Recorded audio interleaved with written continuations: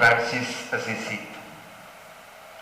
ദൈവത്തിൻ്റെ നിസ്വൻ യേശുവിന് വേണ്ടി അപ്പനെ തള്ളിപ്പറയുകയും അമ്മയെ മറക്കുകയും വേണ്ടപ്പെട്ടവരെ ഉപേക്ഷിക്കുകയും കുടുംബബന്ധങ്ങളാകെ മാറ്റി നിർത്തുകയും ചെയ്തയാൾ മർദ്ദനങ്ങളും കല്ലേറും പരിഹാസവും സമാധാനപൂർവ്വം ഏറ്റുവാങ്ങിയയാൾ ഇടത് കർണത്തിന് കിട്ടിയ അടിക്ക് വലത് കർണം കൂടെ കാണിച്ചു കൊടുത്തയാൾ നാഥന് പിന്നാലെ സ്വന്തം കുരിശുമെടുത്ത് ചോരയും വിയർപ്പും വീണത് തിന്നുന്ന വഴിയിലൂടെ നടന്നയാൾ പലപ്പോഴും ഒപ്പമെത്തിയയാൾ അപൂർവം ചില അവസരങ്ങൾ ഒരു ചുവട് മുന്നിൽ വയ്ക്കാൻ ശ്രമിച്ചയാൾ കഠിന തപസ്സിൻ്റെയും പ്രായശ്ചിത്ത വൃത്തിയുടെയും വേളകളിൽ സർവേശ്വരനുമായി സല്ലപിക്കുകയും വാഗ്വാദങ്ങളിൽ ഏർപ്പെടുകയും അങ്ങനെ ദൈവത്തിൻ്റെയും അവിടുത്തെ സ്വർഗത്തിൻ്റെയും സ്വാസ്ഥ്യം കെടുത്തുകയും ചെയ്ത ആൾ കൊടും തപസ്സിന്റെ ഒടുവിൽ മാംസരൂപമെടുത്ത കുരിശായി ആകാശത്തിനും ഭൂമിക്കും മധ്യേ ഉയർന്നു നിൽക്കുകയും ഏറ്റവും ഒടുവിൽ അൽവേർണിയോ മലമകുടങ്ങളെ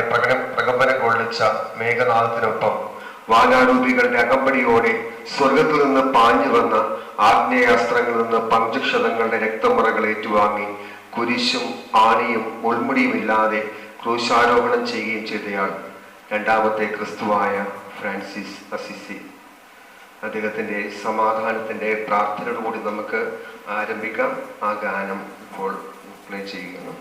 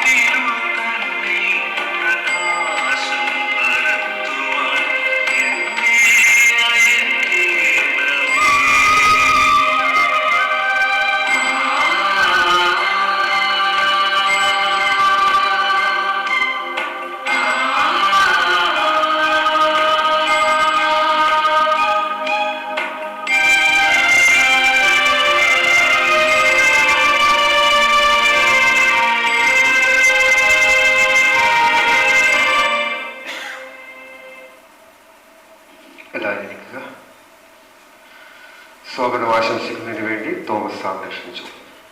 സ്നേഹമുള്ള ഡാനീച്ച, ജെർലി മാഷെ, മിൽട്ടനച്ച, സ്നേഹമുള്ളവരെ, വാക്കുകൾക്ക് വലിയ പ്രസക്തി, എൻ്റെ വാക്കുകൾക്ക് വലിയ പ്രസക്തിയുള്ള ഒരിടമല്ല ഇത്. നമ്മൾ ഫ്രാൻസിസ് അസീസിയുടെ സഞ്ചാര വഴികൾ സിനിമയിലും കസന്ത് സാക്കിസിന്റെ നോവലിലും എന്ന ചർച്ചയിൽ ആ ചർച്ച കേൾക്കാൻ വേണ്ടി വന്നവരാണ്.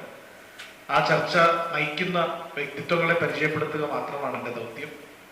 ഡാനിയച്ചനെ നമുക്കറിയാം, പ്രഭാഷകൻ എന്ന നിലയിൽ, ആത്മീയ പ്രഭാഷകൻ എന്ന നിലയിൽ നർമ്മം തുളുമ്പുന്ന ഭാഷയിലൂടെ ഹൃദയത്തിലേക്ക് സംവദിക്കുന്ന ഒരു വ്യക്തിത്വമാണ് അദ്ദേഹം. ഇപ്പോൾ പെട്ടെന്ന് എല്ലാവരും മുഖ്യധാര മാധ്യമങ്ങളിലുള്ള സാന്നിധ്യത്തെയാണല്ലോ അടയാളപ്പെടുത്തുന്നത്. ആ നിലയിൽ വേണമെങ്കിൽ വരേന്റെ തിരക്കഥാകൃത്തെന്ന് പറയാം.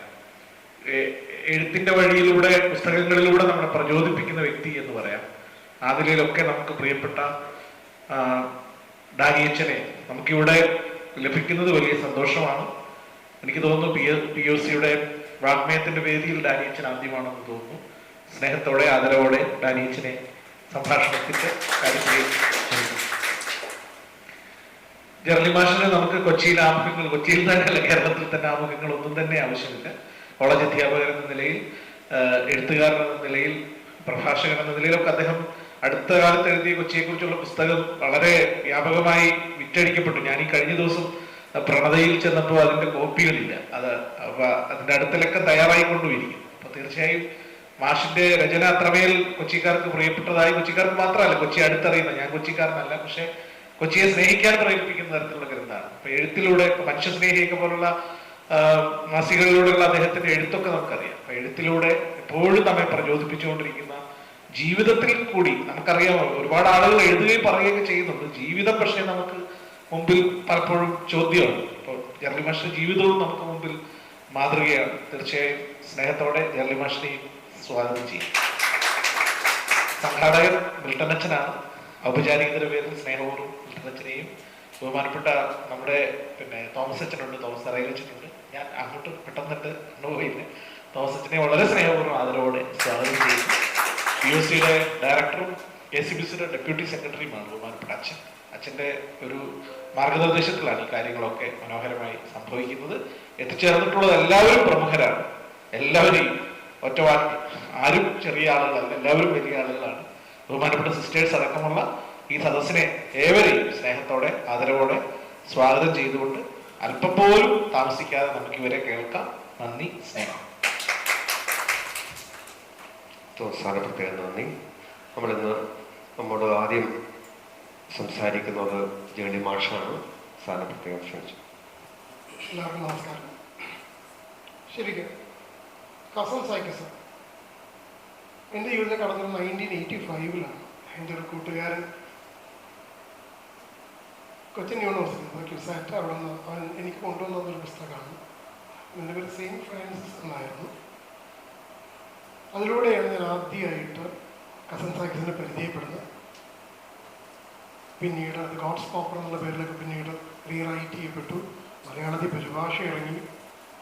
പിന്നീട് എന്നെ സംബന്ധിച്ച് എനിക്ക് ഏറ്റവും പ്രിയപ്പെട്ട എഴുത്തുകാരനായി കസൻ സൈക്കസ് പറയും. ഇന്നും അദ്ദേഹത്തിൻ്റെ എല്ലാ പുസ്തകങ്ങളും തന്നെ വായിച്ചു, പലതും ഒന്നിലേറെ തവണ വായിച്ചു. എനിക്ക് അങ്ങനൊരു ശീലമുണ്ട്. കാരണം ജീവിതത്തിൻ്റെ രണ്ടവസ്ഥകളുണ്ട്. ഒന്ന് യങ് ആയിരുന്നു, അന്ന് വായിക്കുമ്പോൾ ഇഷ്ടപ്പെടുന്നത് പിന്നീട് ഇഷ്ടമാവണമെന്നില്ല, അന്ന് നന്നും തോന്നിയത് പിന്നീട് നന്നാവണം തോന്നില്ല. പക്ഷേ കസൻ സൈക്കസിന് വ്യത്യാസമില്ല, അന്നും ഇന്നും എനിക്ക് പ്രിയപ്പെട്ടത്. അതിൽ ഏറ്റവും നല്ല അദ്ദേഹം എഴുതിയ നോവലാണോ ഗോഡ്സ് പോപ്പർ എന്ന് ചോദിച്ചാൽ അത് എനിക്ക് സംശയമുണ്ട്. പക്ഷെ ജീവചരിത്രപരമായ ഏറ്റവും മികച്ച നോവൽ, നമ്മുടെ ഏത് ഭാഷയിലും ഇറങ്ങി ഏറ്റവും മികച്ച ജീവചരിത്രപരമായ നോവൽ, ജീവചരിത്രം അല്ല കേട്ടോ, കാരണം അതിനകത്ത് ചെറിയ വ്യത്യാസങ്ങളൊക്കെ വരുത്തിയിട്ടുണ്ട്. കാരണം ഒരു റിലീജിയസ് മാൻ അല്ല നിക്കോളാസ് കസൻ സൈക്കസ്. അപ്പം അതിൻ്റെതായ ചെറിയ വ്യത്യാസങ്ങൾ മാത്രമല്ല, അതിൻ്റെ പ്രൈം ഫോക്കസ് ഒരുപാട് കാലം സെയിൻറ്റ് ഫ്രാൻസിസിനോടൊപ്പം കൂട്ടുകാരനായും കുമ്പസാരക്കാരനായും ഒക്കെ കൂടെ ഉണ്ടായിരുന്ന ബ്രദർ ലിയോ ആണ് അതിലത്തെ കഥ പറയുന്നതാണ്. ഓർമ്മയിൽ നിന്ന് അവർ തമ്മിലുള്ള റിലേഷൻ, അതിനകത്ത് ഫ്രാൻസിസ് കാണിക്കുന്ന ഭ്രാന്തിനോട് എത്തുന്ന ചില നീക്കങ്ങൾ ഒക്കെ ഉണ്ട്. കാരണം ഒത്തിരി സമ്പന്നായൊരു കുടുംബത്തിൽ ജനിച്ച് സമ്പത്തിൻ്റെ മുകളിൽ വളർന്ന് അവസാനം അതിൽ നിന്ന് പിന്നീട് ഈ മാർഗത്തിലേക്ക് തിരിയാൻ നേരത്ത്, ആത്മീയതയിലേക്ക് തിരിയാൻ നേരത്ത്, സന്യാസത്തിലേക്ക് തിരിയാൻ നേരത്ത് സ്വാഭാവികമായും എതിർപ്പുണ്ടാവും. ഏറ്റവും വലിയ എതിർപ്പ് പിതാവിൻ്റെ പക്ഷത്തു നിന്നായിരുന്നു. ശരിക്കും പറഞ്ഞാൽ നമ്മുടെ മലയാളത്തിൽ പടിയടച്ച് പിണ്ടം വെക്കുക എന്ന് പറയുന്ന രീതിയിൽ ഫ്രാൻസിസിനെ പുറത്താക്കുകയാണ്. അതിന് ഒരു എതിർക്രിയ പോലെ അദ്ദേഹം തൻ്റെ ഉടുവസ്ത്രം പോലും ഉരിഞ്ഞെറിഞ്ഞ് അവിടെ നിന്ന് ഇറങ്ങുക. പിന്നീട് ജീവിതം വഴിമാറി. ശരിക്ക് ക്രിസ്തുവിനോട് ഫ്രാൻസിസിനെ കമ്പയർ ചെയ്യാം എന്നെനിക്ക് തോന്നുന്നു ഒരുപാട് കാര്യങ്ങളിൽ. കാരണം ഒരു വ്യത്യാസമുണ്ട്. കാരണം ഒരാൾ ദരിദ്രനായിരുന്നു, മറ്റേയാൾ സമ്പന്നതയിൽ ദരിദ്രത്തിലേക്ക് വന്നു. അപ്പൊ അവിടെ ഒരു മികവ് എനിക്ക് തോന്നുന്നു ഫ്രാൻസിസിനുണ്ടെന്ന്. കാരണം സ്വയം സ്വീകരിച്ച ജീവിതാന്തം, ആ ജീവിതം ഒരു നോവലിസ്റ്റ് എങ്ങനെ കാണുന്നു അതാണ് നമ്മൾ ഇന്ന് പറയുന്നത്. അല്ലാതെ ഫ്രാൻസിൻ ജീവിതത്തെ കുറിച്ച് ഞാൻ നിങ്ങളോട് പറയേണ്ട ആവശ്യം നിങ്ങൾക്ക് എല്ലാവർക്കും പരിചിതമാണ്. ഇവിടെ ഇതാണ് ഞാൻ പറഞ്ഞത്, ബ്രദർ ലിയോയിലൂടെയാണ് ഈ കഥ ചുരുളഴിയുന്നത്.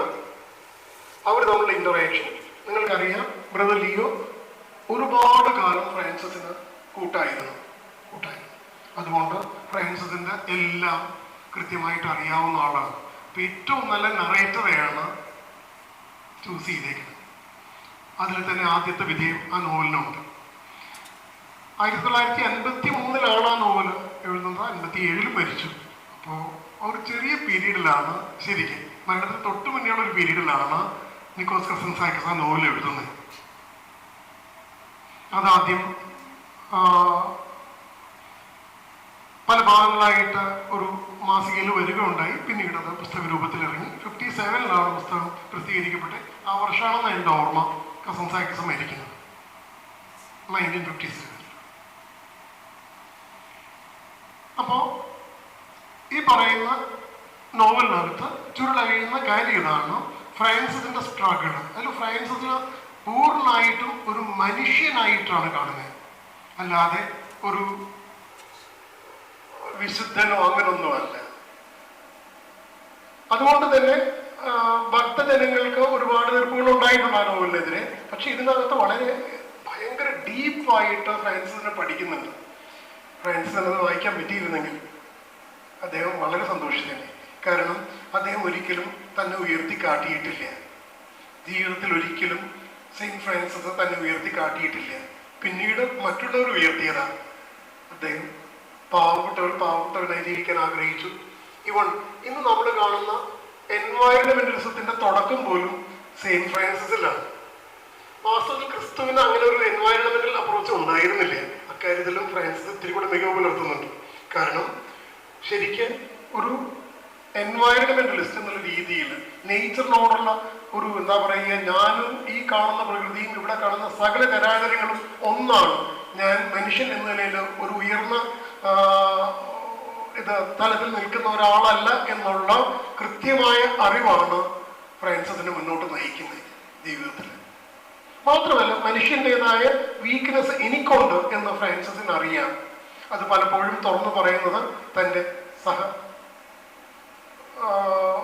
സഹപ്രവർത്തകനായ ഈ പറയുന്ന ബ്രദർ ലിയോയോടാണ്, കുമ്പസാരങ്ങളുടെ ബ്രദർ ലിയോയോടാണ്. എന്നിട്ട് അതിൽ നിന്ന് ഓരോ തവണയും പുറത്തു വരുന്നുണ്ട്. അവിടെയാണ് ആ മികവ് കാണേണ്ടത്.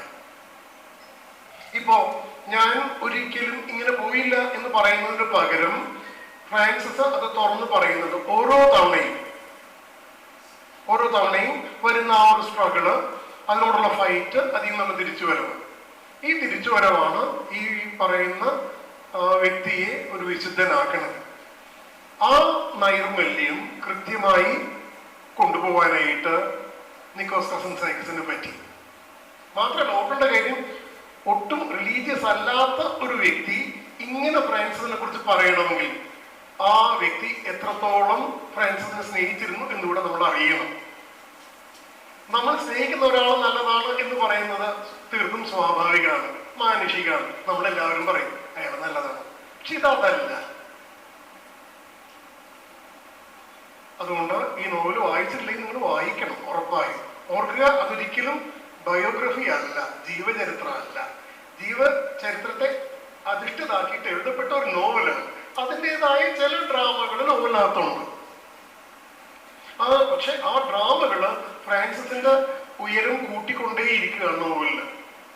അദ്ദേഹത്തിന്റെ മൊത്തം ജീവിതത്തിന്റെ ഒരു പിക്ചർ നമുക്ക് ആ നോവലിൽ നിന്ന് കിട്ടും. അത് വെൽ സ്റ്റഡീഡായ ഏതാണ്ട് 12 വർഷം നീണ്ടു നിന്ന പഠനത്തിന് ശേഷമാണ് ഈ നിക്കോസ് അതിനെക്കുറിച്ച് എഴുതുന്നത്. അല്ലാതെ ഇന്ന് എഴുതാൻ തീരുമാനിച്ച് നാളെ എഴുതി തുടങ്ങിയതല്ല. അത്ര വിശദമായ പഠനം സെയിന്റ് ഫ്രാൻസിസിനെ കുറിച്ച് വേണോ എന്ന് ചോദിച്ചാൽ, കാരണം അന്ന് എല്ലാവർക്കും അറിയാവുന്ന ഒരു വിശുദ്ധനാണ് സെയിന്റ് ഫ്രാൻസിസ്. വ്യക്തമായും രേഖകളുണ്ട്, ഒരുപാട് വർക്കുകൾ അവൈലബിൾ ആണ്. വേണമെങ്കിൽ അത് വെച്ച് ഒരെണ്ണം അങ്ങോട്ട് എഴുതായിരുന്നു. പക്ഷെ അതല്ല. സ്വന്തം നിലയിൽ എന്താണ് സെയിന്റ് ഫ്രാൻസിസ് എന്ന് മനസ്സിലാക്കാനുള്ള ഒരു തീവ്ര ശ്രമം, പിന്നീട് അത് നമ്മളിലേക്ക് കൺവേ ചെയ്യാനുള്ള വളരെ ആഴമേറിയ ഒരു അറ്റംപ്റ്റ്. അതാണ് ഈ പറയുന്ന ഗോഡ്സ് പവർ. എനിക്ക് തോന്നുന്നു സെയിന്റ് ഫ്രാൻസിസ് എന്നുള്ള ആദ്യം അതിന്റെ പേരിനേക്കാൾ ഗോഡ്സ് പവർ ആണ് നല്ലതെന്ന് തോന്നുന്നു. കാരണം ഉറപ്പായും സെയിന്റ് ഫ്രാൻസിസ് ഉണ്ടായിരുന്നെങ്കിൽ അങ്ങോട്ട് പറഞ്ഞാൽ ഇത് മതി, ഇതാണ് നല്ല പേര്. കാരണം കൃത്യമായും അത് ഗോഡ്സ് പവർ ആയിരുന്നു. ദൈവത്തിന്റെ ദരിദ്രൻ, നിസ്വൻ എന്നോ മറ്റൊക്കെ പറയാം. എനിക്ക് തോന്നുന്നു ദരിദ്രൻ തന്നെയാണ് നല്ല മലയാളത്തിൽ, അല്ലേ? നിസ്വൻ എന്നതിനേക്കാൾ കുറച്ചുകൂടെയൊക്കെ ആലങ്കാരികമാവും. ഇതിനകത്ത് ഇദ്ദേഹം കടന്നു വരുന്ന സ്ട്രഗിള്, ഒന്ന് ഒരു റിച്ച് ഫാമിലിയിൽ നിന്ന്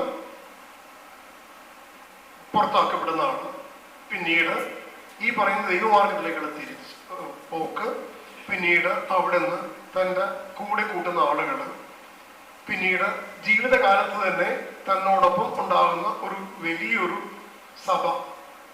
അതൊക്കെ ഒരു വ്യത്യാസമാണ്. കാരണം ക്രിസ്തുവിന് പോലും, ക്രിസ്തു മതം എന്ന് പറയുന്ന മതം രൂപീകരിക്കപ്പെടുന്നത് ക്രിസ്തുവിന്റെ മരണത്തിന് വളരെ കാലത്തിന് ശേഷമാണ്. പക്ഷെ ഇത് സെയിന്റ് ഫ്രാൻസിസിന്റെ ഒപ്പം തന്നെ ഇത് ജീവിച്ചതാണ്. അതുകൊണ്ട് തന്നെ അക്കാലത്ത് കൂടെ ഉണ്ടായിരുന്നവർ പോലും പലപ്പോഴും ക്രിട്ടിസൈസ് ചെയ്തിട്ടുണ്ട്. ഇങ്ങനെയാണ് വേണ്ടത്, ഇങ്ങനെയല്ല വേണ്ടത് എന്ന് കൃത്യമായി ക്രിട്ടിസൈസ് ചെയ്തിട്ടുണ്ട്. പക്ഷെ അതിനകത്ത് ഫ്രാൻസിസിന് കൃത്യമായ തീരുമാനങ്ങളുണ്ടായിരുന്നു. ഓരോ തീരുമാനമാണോ ഫ്രാൻസിസിനെ മുന്നോട്ട് നയിച്ചത്. ഈ നോവലില് അത്തരം തീരുമാനങ്ങൾ നമുക്ക് വ്യക്തമായിട്ട് കാണാം.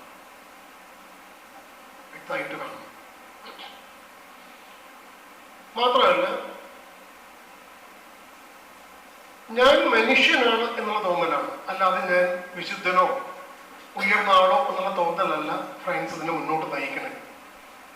ഞാൻ മനുഷ്യനാണ്. ആ ആഴമേറിയ ഓർമ്മയിൽ നിന്നാണ് ഈ പറയുന്ന വ്യക്തി രൂപപ്പെട്ടത്.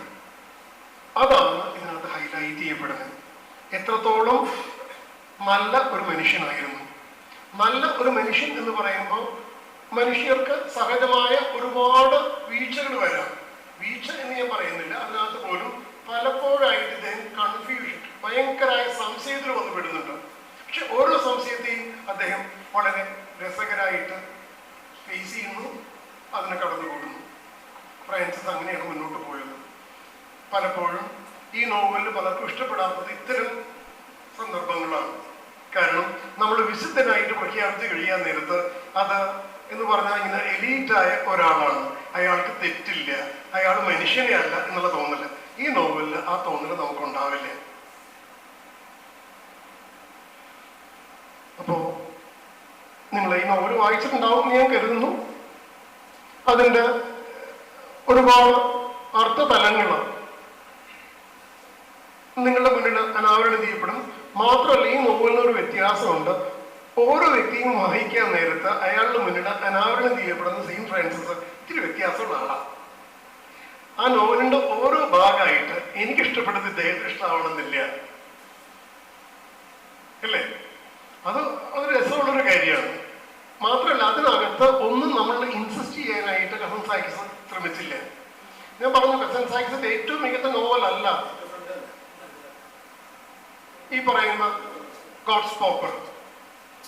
സോർബാദ ഗ്രീക്ക് കാണിക്കുന്ന പോലത്തെ അത്ര വലിയ ഒരു ചലഞ്ചിങ് ആയ ഒരു സംഭവമൊന്നുമല്ല. പക്ഷെ അതിനകത്ത് ഞാൻ പറയുന്ന ഇത്രയേ ഉള്ളൂ, സെയിന്റ് ഫ്രാൻസിസിനെ കുറിച്ച് എഴുതപ്പെട്ട ഏറ്റവും ഭംഗിയുള്ള, ഏറ്റവും ആഴമേറിയ ഒരു നോവലാണ്, ജീവചരിത്രപരമായ നോവലാണ് ഈ പറയുന്ന ഗോഡ്സ് പോപ്പർ. വായിച്ചിട്ടില്ലെങ്കിൽ വായിക്കണം. മാത്രമല്ല, അതിൽ നിന്ന് നമുക്ക് ഫ്രാൻസിസ് നമ്മുടെ മുന്നിൽ റിവീൽ ചെയ്യപ്പെടും. നമ്മൾ കാണുന്ന വിശുദ്ധനായ ഫ്രാൻസിസിൽ നിന്ന് വ്യത്യസ്തമായിട്ട് മനുഷ്യനായ ഫ്രാൻസിസ് നമ്മുടെ മുന്നിൽ റിവീൽ ചെയ്യപ്പെടും. നമ്മുടെ സുഹൃത്തായിട്ട്, നമ്മോടൊപ്പം നിൽക്കുന്ന, നമ്മുടെ വീഴ്ചകളുടെ നമ്മളോട് കൂടെ നിൽക്കുന്ന, അല്ലേ, നമ്മളോടൊപ്പം മാത്രമല്ല നേച്ചറിൽ കാണുന്ന എല്ലാത്തിനോടൊപ്പം നിൽക്കുന്ന ഒരു വ്യക്തിയായിട്ട് നമുക്ക് ഫ്രാൻസിസിനെ ഇതിൽ കാണാം. ഇദ്ദേഹം പിന്നീട് എഴുതിയ ക്രിസ്ത്യാനിറ്റി ബേസ് ചെയ്തതിന്റെ ഒരുപാട് നോവലുകൾ ഇത് എഴുതിയിട്ടുണ്ട്. ക്രൈസ്റ്റ് റീക്രൂസിഫൈഡ് എന്ന് പറയുന്ന നോവൽ, അല്ലെ, ആദ്യം അത് ഗ്രീക്ക് പാഷൻ എന്ന് പറഞ്ഞ് എഴുതി. ഗ്രീക്ക് പാഷൻ എന്നായിരുന്നു അതിന്റെ പേര്, പിന്നീടാണ് പേര് മാറ്റിയത്. അതെന്തോ US പബ്ലിഷ് ചെയ്തപ്പോൾ പേര് മാറ്റിയതാണ്. അതും കൃത്യമായിട്ട് ക്രിസ്തുവിന്റെ ജീവിതം, അത് ക്രിസ്തുവിന്റെ ജീവിതമാണ്. നാടകം കളിക്കാൻ തീരുമാനിക്കുക, നാടകത്തിന്റെ അവസാനം ആ നാടകത്തിൽ ക്രിസ്തുവിന്റെ വേഷം കൈയാളുന്ന നാളെ അവസാനം കൊല്ലപ്പെടുകയും ക്രിസ്തുവിനായിട്ട് പരിഗണിക്കപ്പെടുകയും ചെയ്യുന്ന ഒരു നോവൽ, അല്ലേ. അപ്പൊ അങ്ങനെ വരാൻ നേരത്ത് നമ്മുടെ കാലം കണ്ട ഏറ്റവും നല്ല സാഹിത്യകാരൻ ആരെന്ന് ചോദിച്ചാൽ എനിക്കൊരു ഉത്തരവുള്ളൂ കേട്ടോ. അത് എന്റെ സ്വാർത്ഥമായിരിക്കാം. അത് നിക്കോളാസ് കസൻസാക്കിസ് ആണ്. അദ്ദേഹത്തിന്റെ ഏറ്റവും മികച്ച നോവലല്ല സെയിന്റ് ഫ്രാൻസിസ്. പക്ഷെ സെയിന്റ് ഫ്രാൻസിസിനെ കുറിച്ച് എഴുതപ്പെട്ട ഏറ്റവും നല്ല ജീവചരിത്ര നോവലാണ് സെയിന്റ് ഫ്രാൻസിസ്.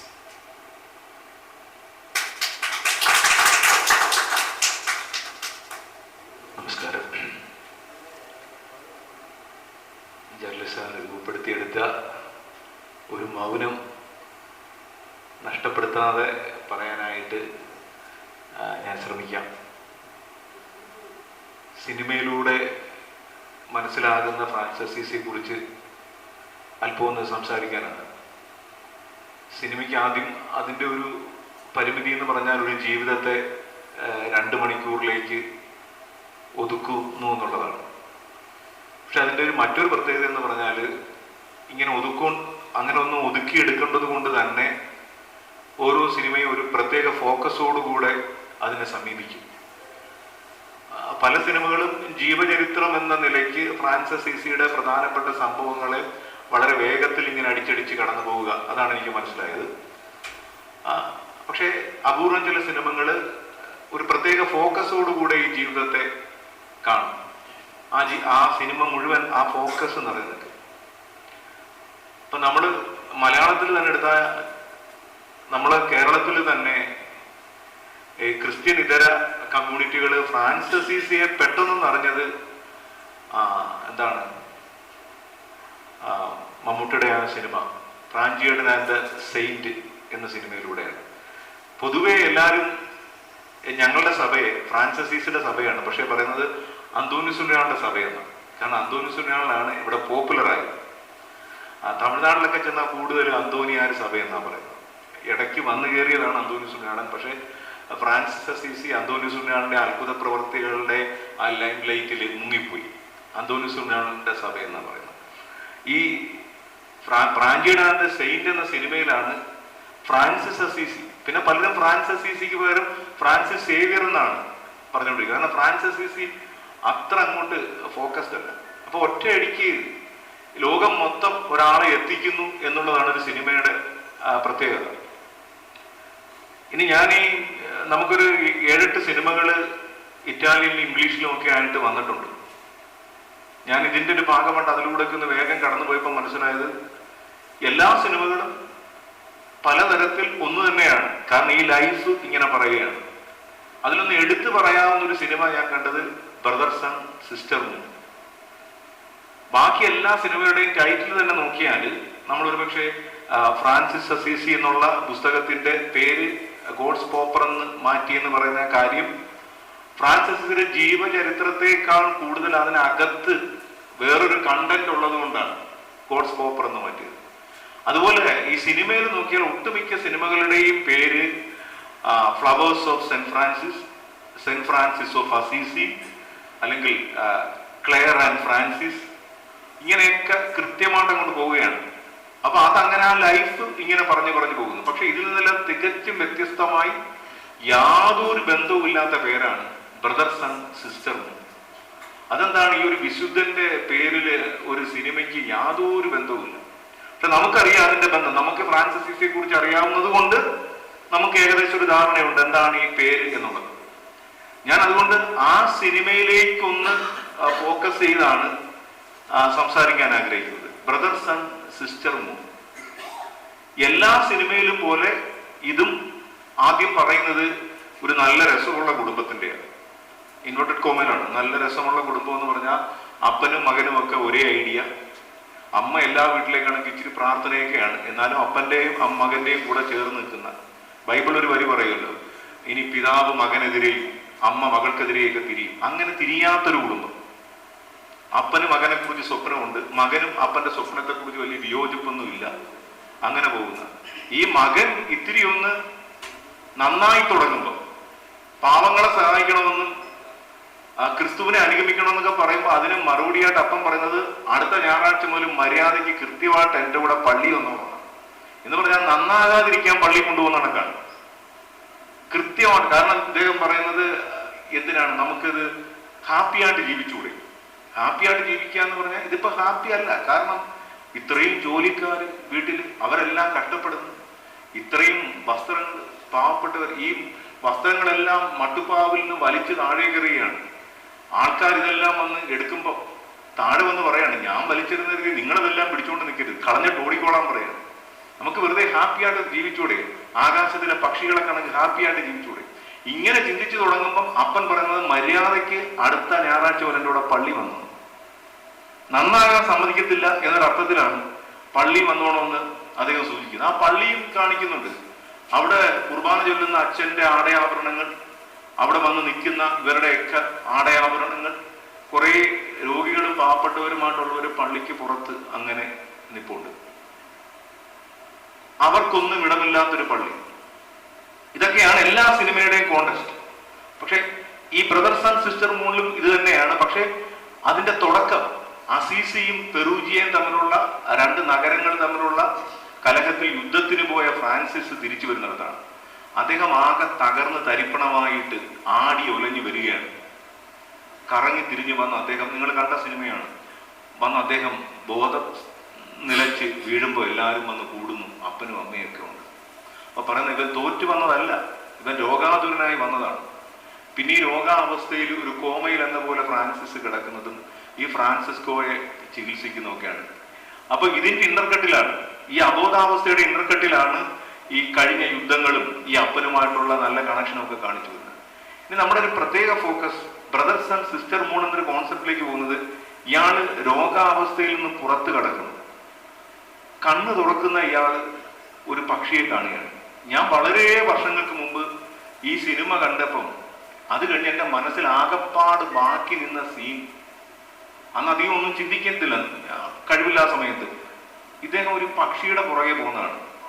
പക്ഷെ പിന്നീടൊന്ന് കണ്ടപ്പോഴാണ് അത് മനസ്സിൽ ഉടക്കി എക്കാലവും നിൽക്കേണ്ട സീനാണെന്ന് എനിക്ക് മനസ്സിലായത്. കാരണം പിന്നീട് ഇയാൾ ഒരു പുതിയ ജന്മത്തിൽ എന്ന പോലെ കണ്ണു തുറന്നിട്ട് ഈ പക്ഷിയെ ആദ്യമായിട്ട് കാണുന്നത് പോലെ നോക്കി നിൽക്കുകയാണ്.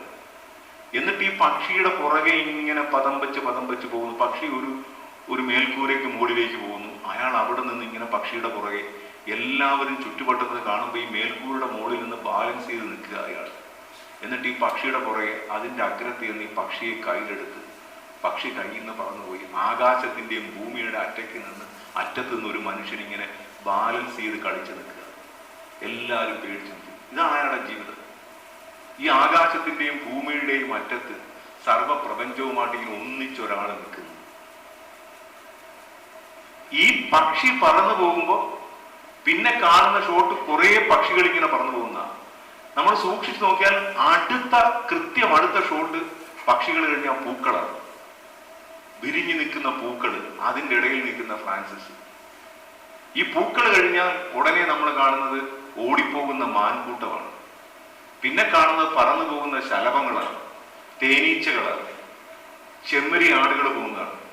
ഇതെല്ലാം കണ്ടു കഴിഞ്ഞാൽ അങ്ങ് ദൂരെ പൊളിഞ്ഞു നിൽക്കുന്ന സാൻ ഡാമിയാനോ ദേവാലയങ്ങളാണ്. അതിനടുത്ത് ചെല്ലുമ്പം ഇതുപോലൊരു അർദ്ധനഗ്നനായ ക്രിസ്തുവിനെയും കാണും. ഈ സീൻ ഒരു വല്ലാത്തൊരു വെല്ലുവിളി, ആനുകാലിക പ്രസക്തി ഉള്ളതാണ്.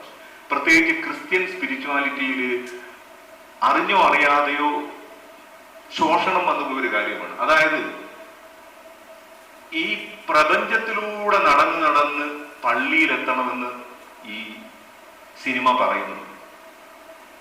ഈ പ്രപഞ്ചത്തിലൂടെ നടന്ന് പക്ഷികളിലൂടെയും പൂക്കളിലൂടെയും പുഴകളിലൂടെയും ശലഭങ്ങളിലൂടെയും ആട്ടിൻപറ്റങ്ങളിലൂടെയൊക്കെ നടന്ന് പള്ളിയിലെത്തണം.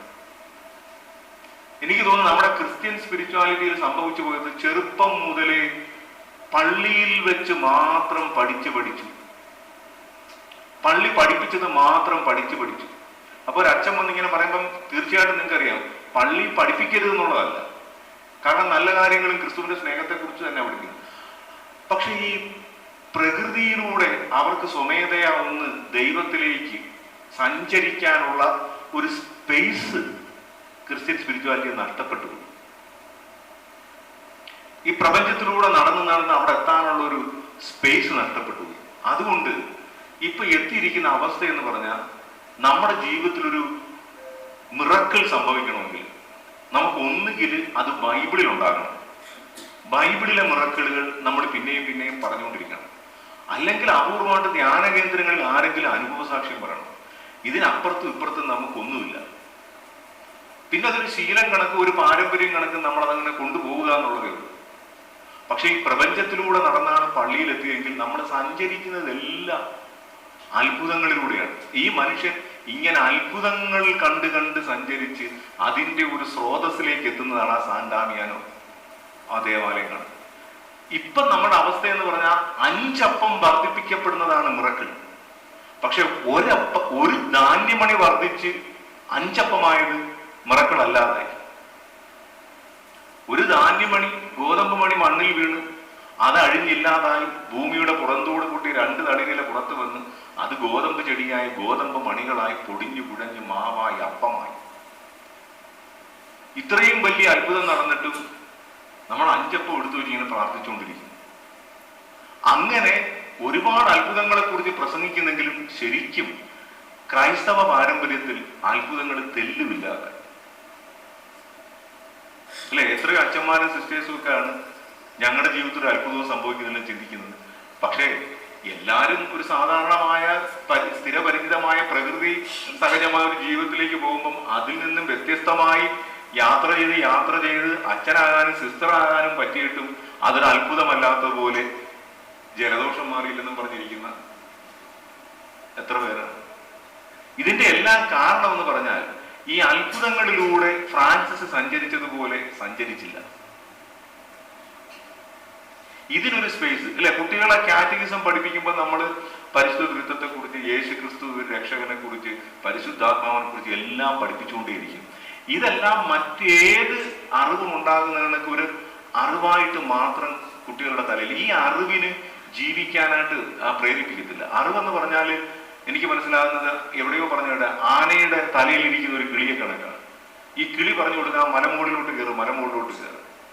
പക്ഷെ ആ അറിവിനൊരു ശക്തിയില്ല. ആനയ്ക്കാണെങ്കിൽ ആ താഴത്തെ തോട്ടത്തിലെ വാഴക്കൊലയും ഇപ്പുറത്തെ കരിമ്പും ഒക്കെ കാണുമ്പോൾ ആന അങ്ങോട്ട് പോകും. ഈ ആനയുടെ ഈ ശരീരത്തെ ഈ പക്ഷിക്ക് വലിച്ച് മുകളിലോട്ട് കൊണ്ടുപോകാൻ പറ്റുന്നില്ല. പക്ഷി ഇരുന്ന് മുകളിലോട്ട് അതാണ് ഈ അറിവ്. ആ ഒരവസ്ഥയിൽ നമ്മൾ കുട്ടികളെ എന്നിട്ട് കുട്ടികളുടെ കുറിച്ച്, അവരുടെ പ്രശ്നങ്ങളെ കുറിച്ച് നമ്മൾ സംസാരിക്കും. ഇത്രയും പഠിച്ചിട്ടും ആർക്കും ഒന്നും നേടാൻ സാധിക്കുന്നില്ല. ആർക്കും ക്രിസ്തുവിന്റെ കരുത്ത് ഫീൽ ചെയ്യുന്നില്ല. കാരണം ഈ ഒരു പ്രപഞ്ചത്തിലൂടെ അവർ യാത്ര ചെയ്യുന്നില്ല. അത് നമുക്ക് പറ്റിയൊരു ഏറ്റവും വലിയ, ഈ സിനിമ നമ്മുടെ മുമ്പിൽ വയ്ക്കുന്ന ഏറ്റവും വലിയൊരു വെല്ലുവിളി അതായിട്ട് തോന്നുന്നു. ഇനി നമ്മൾ ഇതിലൂടെ കടന്നു പോകുമ്പോൾ നെക്സ്റ്റ് നമ്മൾ കാണാൻ പോകുന്ന സീൻ ഈ മനുഷ്യനെ നന്നാക്കാൻ അപ്പൻ കൊണ്ടുപോകുന്നതാണ്. ഈ മനുഷ്യനെ നന്നാക്കാൻ ബിഷപ്പിന്റെ അടുത്ത് കൊണ്ടുപോകുന്നതാണ്. ബിഷപ്പിന്റെ അടുത്ത് നിന്ന് പറയാണ്, ഇവൻ എന്റെ മകനാണ്, ഞാൻ ഇവന്റെ അപ്പനാണ്, പക്ഷെ ഇവൻ എന്നെ അനുസരിക്കുന്നില്ല. ഇതെല്ലാ സിനിമകളിലും ഉണ്ടെങ്കിലും ഈ ഒരു യാത്രയ്ക്ക് ശേഷം ഇവിടെ ചെല്ലുമ്പം അതിന് വേറൊരു അർത്ഥമുണ്ട്. ഈ കണ്ട ബ്രദർസ് ആൻഡ് സിസ്റ്റർ മൂൺ, സഹോദര സൂര്യൻ, സഹോദരി ചന്ദ്രിക, സഹോദരൻ ആട്, പക്ഷി, ഇതെല്ലാം എങ്ങനെയെന്നുള്ളത് അവിടെ ചെന്നിട്ട് പറയുന്നു, ഞാൻ ഇവന്റെ അപ്പനാണ്, ഇവൻ ഉടുത്തിരിക്കുന്ന വസ്ത്രങ്ങൾ പോലും എന്റേതാണെന്ന് പറയുമ്പോൾ, അപ്പൊ അതുവരെ ചിന്തിച്ചുകൊണ്ടിരുന്ന എന്തുകൊണ്ടാണ് ഞാൻ ഈ പ്രപഞ്ചത്തിലേക്ക് എടുത്തെറിയപ്പെട്ടത് എന്ന് ഫ്രാൻസിസിന് പോലും അറിയത്തില്ല. പക്ഷേ ആ മറഞ്ഞു കിടന്ന ചിന്ത ഒരു ഇടിമിന്നൽ പോലെ പൊട്ടി പുറത്തു വന്നിട്ട് അയാൾ പറയുന്നതാണ്, you are no more my father, I have my father in heaven. ഇതൊരു അപ്പനും മകനും തമ്മിലുള്ള കലകമല്ല, ഇറ്റ് ഇസ് എ ഡിസ്കവർ. എനിക്കൊരപ്പനുണ്ട്. ഈ ഭീകരമായ ഒരു ആത്മീയത, ഭീകരം എന്ന് പറഞ്ഞാൽ അതിന്റെ ആഴത്തെ കുറിച്ച് ഞാൻ പറഞ്ഞത്, ആ ഒരു ആത്മീയതയുടെ രഹസ്യമാണ് നമ്മൾ നേരെ കണ്ടത്. എനിക്കൊരു അപ്പനുണ്ടെങ്കിൽ ഇതെല്ലാം മൈ ബ്രദേഴ്സ് ആൻഡ് സിസ്റ്റേഴ്സ്. ആ ഒരു അപ്പൻ എന്ന കോൺസെപ്റ്റിലേക്ക് കൊണ്ടു ചെല്ലുന്നിടത്ത് സ്നേഹത്തിലേക്ക് മനുഷ്യൻ വഴുതിയെത്തുകയാണ്. ഇതാണ് നമ്മുടെ മുമ്പിൽ. പല മതങ്ങളുണ്ടാകാം, പല ജാതികളുണ്ടാകാം, പലതും ഉണ്ടാകാം, പക്ഷെ അപ്പനുണ്ടാകും. അപ്പൻ രണ്ടാകുമ്പോഴാണ് അല്ലേ? നമ്മൾ ലൂസിഫർ സിനിമയിൽ കേട്ടില്ലേ, എന്താ പ്രശ്നം? അതിന്റെ പ്രശ്നമുണ്ട്, നിന്റെ തന്തയല്ല എന്റെ തന്ത. അവിടെയാണ് എല്ലാ കലഹത്തിന്റെയും അടിസ്ഥാനം. എത്ര ക്രിസ്ത്യൻ ഡിനോമിനേഷൻ ഉണ്ടായാലും എത്ര മതങ്ങൾ ഉണ്ടായാലും അപ്പനൊന്ന്. ഈ അപ്പനൊന്ന് എന്നൊരു കോൺസെപ്റ്റിൽ നിന്നും ഈ എത്തുന്ന ഈ ഒരു സിനിമ നമ്മുടെ മുമ്പിൽ വയ്ക്കുന്ന വെല്ലുവിളി അന്നും ഇന്നും പ്രസക്തമാണ്. ഇനി ഇച്ചിരി ഒന്ന് ഫ്ലാഷ് ബാക്കിലേക്ക് വന്ന് സിനിമയിൽ പറയാൻ അധികം പറ്റാത്തൊരു കാര്യം കൂടെ കിടക്കുന്നു. അതും കൂടെ ചിന്തിക്കുമ്പോഴാണ് ഈ സ്പിരിച്വാലിറ്റിയിലേക്കുള്ള ഒരു പൂർണ്ണത വരുന്നത്. അദ്ദേഹം യുദ്ധത്തിന് പോയിട്ട് അവിടുന്ന് പരിക്ഷീണനായി തളർന്ന് വന്ന് രോഗാതുരനായി കിടക്കുമ്പോൾ അയാളുടെ ഉള്ളിലുണ്ടാകുന്ന വെളിപാടിന്റെ പശ്ചാത്തലത്തിലാണ് അയാൾ ഈ പക്ഷിയെ അനുഗമിക്കുന്നത്. എന്ന് പറഞ്ഞാൽ പള്ളിയിൽ കയറുന്നതിന് മുമ്പ് തന്നെ അയാളുടെ ഉള്ളിൽ ദൈവം സംസാരിച്ചു തുടങ്ങി. എന്നിൽ ജീവിക്കുന്ന ഒരു ദൈവം എന്നെ ഈ പ്രകൃതിയിലേക്കും പ്രപഞ്ചത്തിലേക്കും നയിക്കുന്നു. ആ ദൈവത്തെ നമ്മൾ മറന്നിട്ട് പള്ളിയിൽ കാണാൻ പോകുന്നു. അപ്പൊ എന്നിൽ ജീവിക്കുന്ന ദൈവം എന്നെ ഈ പ്രപഞ്ചത്തിലൂടെ പള്ളിയിലേക്ക് കൊണ്ടു ചെല്ലുകയാണെങ്കിൽ ഞാനത് ഈ സമൂഹത്തിന് കോൺട്രിബ്യൂട്ട് ചെയ്യാൻ പോകുന്നതാണ്. അല്ലെങ്കിൽ നമ്മൾ ഒന്നുമില്ലാതെ പള്ളിയിൽ നിന്ന് എന്തെങ്കിലും വാങ്ങിക്കാൻ പോയാൽ ആർക്കും തികയത്തില്ല. അതുകൊണ്ടാണ് ഫ്രാൻസിസ് ഈ സാന്റാമിയാന ദേവാലയത്തിൽ ചെന്നിട്ട് ചോദിക്കുന്നത്, Lord what do you want me to do? ഞാൻ എന്ത് ചെയ്യണമെന്നാണ് നീ ആഗ്രഹിക്കുന്നത്? സാധാരണ എല്ലാവരും പള്ളി ചെന്നിട്ട് കുരിശിൽ കിടക്കുന്ന കർത്താവിന്റെ അടുത്ത് ചോദിക്കുന്നത്, നീ എന്താ ചെയ്യാൻ പോകുന്നതാണ് ഞങ്ങൾക്ക് വേണ്ടിയിട്ട്? കർത്താവ് പറയും, കിടപ്പ് കണ്ടിട്ട് ഇനി എന്നാ ചെയ്യാനാണ്, ഇനി എന്ത് ചെയ്യാനാണ്? അല്ല എന്നാലും എന്തെങ്കിലും ഉണ്ടെങ്കിൽ പറയണം, എന്നെ കുറിച്ചുള്ള പദ്ധതി വെളിപ്പെടുത്തണമെന്ന്. എന്ന് പറഞ്ഞാൽ നമ്മൾ ദൈവത്തെ പള്ളിയിലേക്ക് ഒതുക്കി പള്ളിയിൽ ചെന്നിട്ട് നമുക്ക് കിട്ടാനുള്ളതാണ്. പക്ഷെ നമ്മളിൽ ദൈവമുണ്ട്. ആ ദൈവത്തിലൂടെ സഞ്ചരിച്ച്, ആ ദൈവം നമ്മളെ നയിക്കുന്ന പ്രകൃതിയിലൂടെ സഞ്ചരിച്ച് നമ്മൾ ദേവാലയത്തിൽ ചെല്ലുമ്പോൾ അത് ഈ ലോകം മുഴുവനും നമ്മൾ നൽകുന്ന ഒരു കോൺട്രിബ്യൂഷനാണ്. ഇല്ല എങ്കിൽ നമ്മൾ കെട്ടിക്കിടക്കുന്ന ഒരു വെള്ളം പോലായിരുന്നു അവിടെ പ്രശ്നം. എനിക്ക് ഈ സിനിമയിൽ നിന്ന് പുറത്തു വന്ന് ഇതിനോടൊന്ന് ചേർത്ത് പറയാവുന്ന ഒരു കാര്യം മോശയെ കുറിച്ചാണ്. മോശ ഈ സ്വന്തം സമുദായത്തോട് ഭയങ്കര സ്നേഹമുള്ള ആളായിരുന്നു. അതാണ് സ്വന്തം സമുദായത്തിലുള്ള ഒരാളും മറ്റേ സമുദായത്തിലുള്ള ആളും കൂടെ തർക്കമായി വഴക്കാന്ന് കണ്ടപ്പോ മോശ ഇടയ്ക്ക് കയറിയിട്ട് പ്രശ്നമായി, കലിപ്പ് സഹിക്കാൻ വയ്യാതെ ഒരാളെ തല്ലിക്കൊന്ന് കുഴിച്ചിട്ട്. ഇപ്പൊ ബൈബിൾ ഡീസന്റ് ആയിട്ട് എഴുതുമ്പോൾ മോശയെ കുറിച്ചൊക്കെ എഴുതുമ്പോൾ അയാളെ അടിച്ചു കൊന്നു എന്ന് പറയും. പക്ഷെ അടിച്ചു കൊന്നു എന്ന് പറഞ്ഞാൽ ചാകുന്നവരെടുത്ത് അടിച്ചെന്നാണ്. അത്രയ്ക്ക് വയലന്റ് ആയിരുന്നു. ഈ മോശ തിരിച്ച് ഓടിപ്പോകുമ്പോൾ ഒരു ചെടി ഇങ്ങനെ ഒന്ന് കത്തുന്ന മഹാദൃശ്യം കണ്ടിട്ട് ചെല്ലുമ്പം ആ ചെടിയിൽ നിന്ന് ദൈവം അരുൾ ചെയ്യുന്നതായിട്ട് പറയുന്നത്, നിന്റെ പാദരക്ഷ അഴിച്ചു മാറ്റുക. ഫ്രാൻസിസ് നഗ്നനായിട്ട് നിന്നെങ്കിൽ നഗ്നപാതനായിട്ട് നിൽക്കുക. കാരണം നീ ഒരു സമുദായത്തിന്റെ ഭാഗമായിട്ട് നിന്നാണ് കാര്യങ്ങളെ കണ്ടുകൊണ്ടിരിക്കുന്നത്. നിനക്ക് നിന്റെ സമുദായത്തിനെങ്കിലും നിന്നെ കൊണ്ട് ഗുണമുണ്ടാകണമെങ്കിൽ നീ മുഴുവൻ പ്രപഞ്ചത്തിന്റെയും ഭാഗമായിട്ട് നിൽക്കുക. ആ സ്വന്തം ഈ 6 ഇഞ്ച് പ്ലാറ്റ്ഫോമിൽ നിന്ന് നമ്മൾ എത്ര ഉയരത്തിൽ പോയാലും നമ്മൾ നിൽക്കുന്നത് വെറും ഒരു 6 ഇഞ്ച് പ്ലാറ്റ്ഫോമിലാണ് നമ്മൾ ജീവിച്ചു വളർന്ന. അതിൽ നിന്നൊന്ന് മാറി നിൽക്കുക.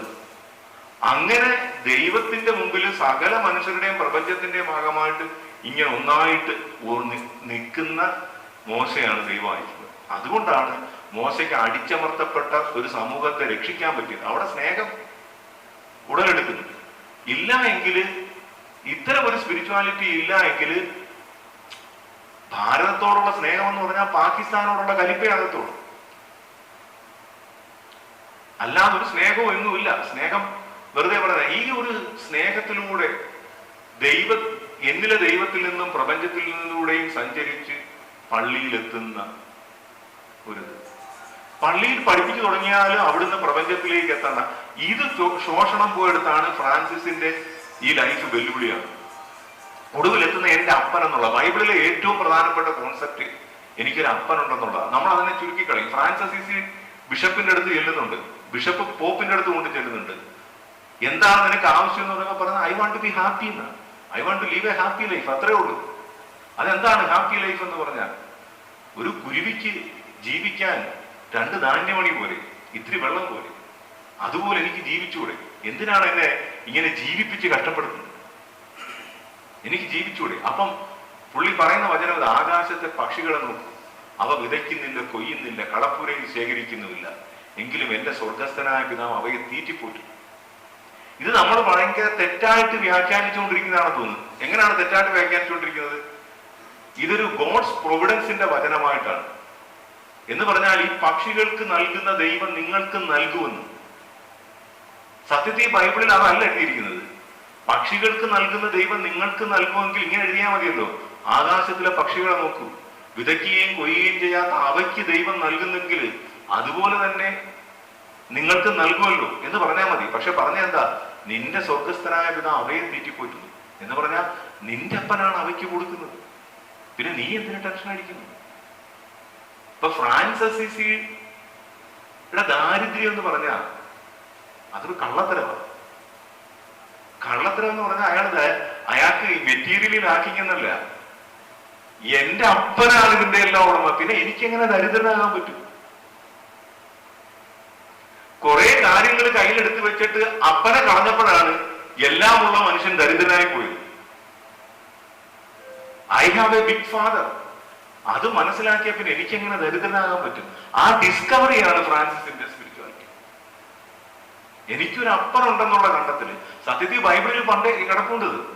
ഇത് യേശുക്രിസ്തു ഇങ്ങനെ തന്നെയാണ്. 12-ാം വയസ്സിൽ മാതാവ് പറഞ്ഞു, മോനെ നിന്റെ അപ്പന് ഞാൻ എവിടെയെല്ലാം നിന്നെ അന്വേഷിച്ചു. അപ്പൊ ഈശോന് ഏതപ്പൻ? ഞാൻ എന്റെ അപ്പന്റെ കാര്യങ്ങളിൽ വ്യാപൃതനാകേണ്ടവനിക്ക്. പിന്നെ ഔസേപ്പിൽ അവനെ ബൈബിളിൽ കണ്ടിട്ടില്ല, മരിച്ചെന്ന് പോലും പറഞ്ഞിട്ടില്ല, മുങ്ങിക്കളഞ്ഞു, തേഞ്ഞുപോയി, മാഞ്ഞുപോയി. എന്ന് പറഞ്ഞാൽ ബൈബിൾ നമ്മുടെ മുമ്പിൽ വെച്ച് നീട്ടുന്നത് ഈ ഡിസ്കവറിയാണ്. എന്തെങ്കിലും ഒന്ന് പുതിയതായിട്ട് സംഭവിക്കുക എന്നുള്ളതല്ല, just a discovery. Francis Assisi ഏതാണ്? എനിക്ക് no more you are my father, I have a father in heaven എന്ന് പറഞ്ഞാൽ അതൊരു ഡിസ്കവറിയാണ്. അങ്ങനെ ഫ്രാൻസിസ് അസീസിയുടെ സ്പിരിച്വാലിറ്റി ഈ സിനിമയിലൂടെ നമുക്ക് മനസ്സിലാകും.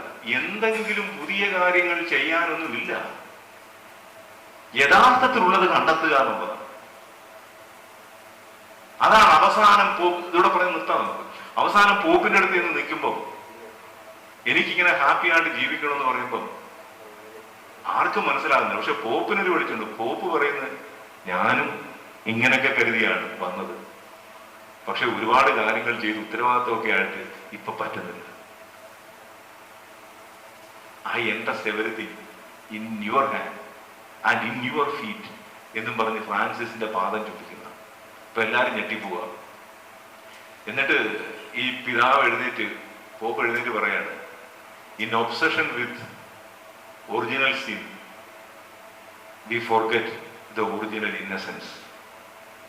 ഉത്ഭവ ഭാവത്തെ കുറിച്ച് പറഞ്ഞ് ഉത്ഭവ നൈർമല്യം നമ്മൾ വിട്ടുപോയി, മറന്നുപോയി. ഇത്രയേ ഉള്ളൂ ഫ്രാൻസിസ് ചെയ്തത്. ഹി ഡിസ്കവേർഡ്, ശരിക്കും മനുഷ്യൻ ആരാന്ന് അയാൾ കണ്ടുപിടിച്ചു.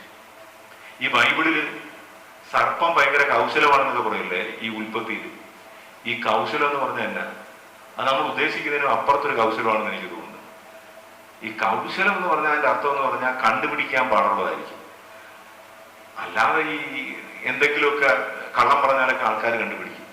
ഈ സർപ്പം പറഞ്ഞത്, ഈ പഴം ഭക്ഷിച്ചാൽ നീയും ദൈവത്തെ പോലെ ആകും എന്ന് പറഞ്ഞതാണ് കൗശലം. കാരണം ബൈബിൾ അതിനു മുമ്പ് പറയുന്നത് ദൈവം തന്റെ ഛായയിലും സാദൃശ്യത്തിലും മനുഷ്യനെ സൃഷ്ടിച്ചു എന്ന് പറഞ്ഞാൽ ദൈവത്തെ പോലെ മനുഷ്യനെ സൃഷ്ടിച്ചു. ദൈവമായിട്ടല്ല, ദൈവത്തിന്റെ ഗുണങ്ങളോടുകൂടെ ദൈവത്തെ പോലെ മനുഷ്യനെ സൃഷ്ടിച്ചു. ആ മനുഷ്യന്റെ അടുത്ത് സാത്താൻ പറഞ്ഞു, നീ ഇത് കഴിച്ചാൽ ദൈവത്തെ പോലെ ആകും. നല്ല കാര്യമാണ് പറഞ്ഞത്. പക്ഷേ what is already is pushed to the future. ഇപ്പോഴുള്ള എന്റെ അവസ്ഥയെ ഒരു ഫ്യൂച്ചർ പോസിബിലിറ്റി ആക്കി മാറ്റി വെച്ചു. അന്ന് മുതൽ മനുഷ്യൻ ദൈവത്തെ പോലെ ആകാൻ വേണ്ടി പ്രാർത്ഥനയും ബഹളങ്ങളൊക്കെ തുടങ്ങി. എല്ലാം കഴിയുമ്പോൾ നമ്മൾ കേൾക്കുന്നത് ഒരു പ്രാർത്ഥനയും ആർക്കും ഇല്ലാത്ത പോലെ തോന്നുന്നു, ഒരു എൻലൈറ്റൻമെന്റും ആർക്കും ഇല്ലാത്ത പോലെ തോന്നുന്നു. എല്ലാവരും പ്രസംഗിച്ചുകൊണ്ടിരിക്കുന്നു. ഈ പിശാച് പണ്ട് പറ്റിച്ചിട്ടത് എന്താണ്? നിങ്ങളിൽ എന്താണോ ഉള്ളത് അത് നാളെ ഉണ്ടാകേണ്ട ഒരു കാര്യമാക്കി നമ്മളെ അങ്ങോട്ടൊന്ന് തള്ളിവിട്ടു.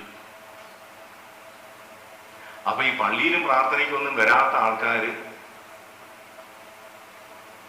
അവരെ പാപികളായിട്ട് നമ്മൾ കണ്ടു. എപ്പോഴും പള്ളിയിലും ഒക്കെ വരുന്നവര് വിശുദ്ധരാണെന്നും കൂടെ തെറ്റിദ്ധരിച്ചു, പാപത്തിൽ ജീവിച്ചു. നമ്മളൊരു ഫ്യൂച്ചർ പോസിബിലിറ്റി കണ്ടുകൊണ്ട് പോവാം. പക്ഷെ വാട്ട് ഈസ് ഓൾറെഡി. ഫ്രാൻസിസിന്റെ പ്രത്യേകത ഇതാണ്. ഫ്രാൻസിസിനെ കുറിച്ച് അതാണ് പോപ്പ് പറഞ്ഞത്, in obsession with original sin. അവസാനത്തെ ഏതാണ്ട് തീരാറാകുമ്പോൾ വരികയാണ്, we forget the original innocence. Francis കണ്ടുപിടിച്ചത് ആ ഒറിജിനൽ ഇന്നസെൻസ് ആണ്, ആദ്യ നൈർമല്യം. ആ ഐഡന്റിറ്റി നമ്മൾ തിരിച്ചറിയുക എന്നുള്ളതാണ്. ആ ഫോൾസ് ഐഡന്റിറ്റിയിൽ നിന്ന് മാറി ദ റിയൽ ഐഡന്റിറ്റി. ആ ഐഡന്റിറ്റിയിൽ ഫ്രാൻസിസ് നിന്നു, അതിൽ തന്നെ ഉറച്ചു നിൽക്കാൻ ശ്രമിച്ചു. അതാണ് ചുരുക്കത്തിൽ ഈ സിനിമയെ കുറിച്ച് പറയാവുന്നത്. Thank you.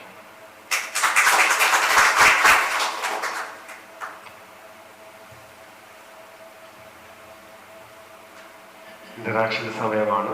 നമുക്ക് ചോദ്യങ്ങളൊക്കെ ചോദിക്കാൻ വേണ്ടി ചോദിക്കാം. നമ്മളിപ്പോൾ ഫ്രാൻസിസ് സിയുടെ സഞ്ചാര വഴികളെ കുറിച്ചാണ് നമ്മൾ കേട്ടത്. സിനിമയിലും കസൻസാക്സിന്റെ നോവലിലും എന്ന വിഷയത്തെക്കുറിച്ച് ജെറി സാറും ഡാനിച്ചും നമ്മൾ സംസാരിച്ചു.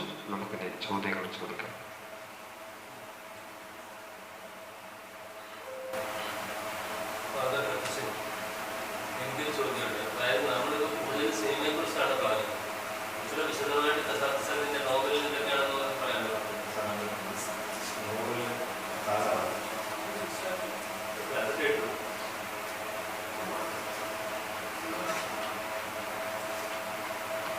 നോവലിനെ കുറിച്ച് അത് സാറാണ് സംസാരിക്കുക. സാറായിരിക്കും അതിന് പറ്റിയത്.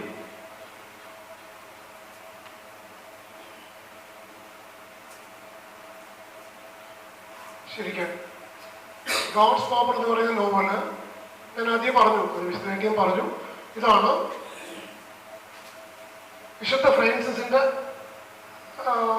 ഒരു ജീവിതപാത ഏതാണ്ട് പൂർണ്ണമായിട്ട് റിവീൽ ചെയ്യാൻ ഉള്ള ശ്രമമാണ് കസൻസാക്സ് നടത്തുന്നത്. പക്ഷെ അതിനകത്ത് ചെറിയ തോതിൽ റിവീൽ ചെയ്യപ്പെടാത്ത സത്യങ്ങളും ഉണ്ട്. ചിലത് ഇദ്ദേഹത്തിന്റെ ഭാവനയിൽ ഉയർത്തിരുന്ന ചില കാര്യങ്ങളും കൂടെ അതിനകത്തുണ്ട്. അതിൻ്റെതായ ചില വ്യത്യാസങ്ങൾ അതിൽ കാണും. ബാക്കി എല്ലാ കാര്യങ്ങളും ഏതാണ്ട് കൃത്യമായി എഴുതപ്പെട്ട ജീവചരിത്രം പോലെ തന്നെയാണ്.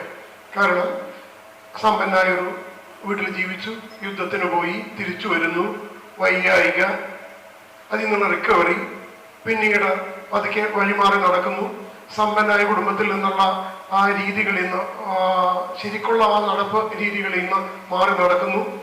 അതിന് ചൊല്ലി ഉണ്ടാവുന്ന ഫാദറായിട്ടുണ്ടാവുന്ന കുറെ കോൺഫ്ലിക്റ്റുകൾ, പിന്നീട് അതിന് ചൊല്ലി ഉണ്ടാവുന്ന കലഹങ്ങൾ, അതിൽ നിന്ന് തിരിച്ചു കൊണ്ടുവരാനുള്ള ശ്രമങ്ങൾ. പക്ഷെ അതിൻ്റെ അവസാനം തൻ്റെ ഉടുവസ്ത്രം പോലും ഊരിയെറിഞ്ഞ് ഫ്രാൻസിസ് തൻ്റെ വഴിക്ക് നീങ്ങുകയാണ്. കാരണം അച്ഛൻ പറഞ്ഞതുപോലെ ശരിക്ക് ക്രിസ്തു തൻ്റെ 13ാമത്തെ വയസ്സിൽ കാണിച്ച അതേ കാര്യമാണെന്ന് തോന്നുന്നു ഫ്രാൻസിസും കാണിക്കുന്നത്. കാരണം തൻ്റെ ഭൂമിയിലെ പിതാവിനെ തള്ളിപ്പറഞ്ഞ് തൻ്റെ ഉയരെയുള്ള കാണാത്ത ലോകത്തുള്ള ആ പിതാവിനെ സ്വീകരിക്കുകയാണ് ഇതിനകത്ത് ഫ്രാൻസിസ് ചെയ്യുന്നത്. പക്ഷെ അതോടൊപ്പമുള്ള വ്യത്യാസം ഇതാണ്, തന്നോടൊപ്പം ജീവിക്കുന്ന മനുഷ്യരുടെ കഷ്ടപ്പാടുകൾ അദ്ദേഹം റിയലൈസ് ചെയ്യും. ഇതിനകത്ത് ശരിക്ക് ഈ നോവൽ എഴുതാൻ നേരത്ത് ശരിക്ക് കസൻസാക്സിനെ ഇൻഫ്ലുവൻസ് ചെയ്ത ഒരു വ്യക്തിയുണ്ട്, ഗൗതമ ബുദ്ധൻ.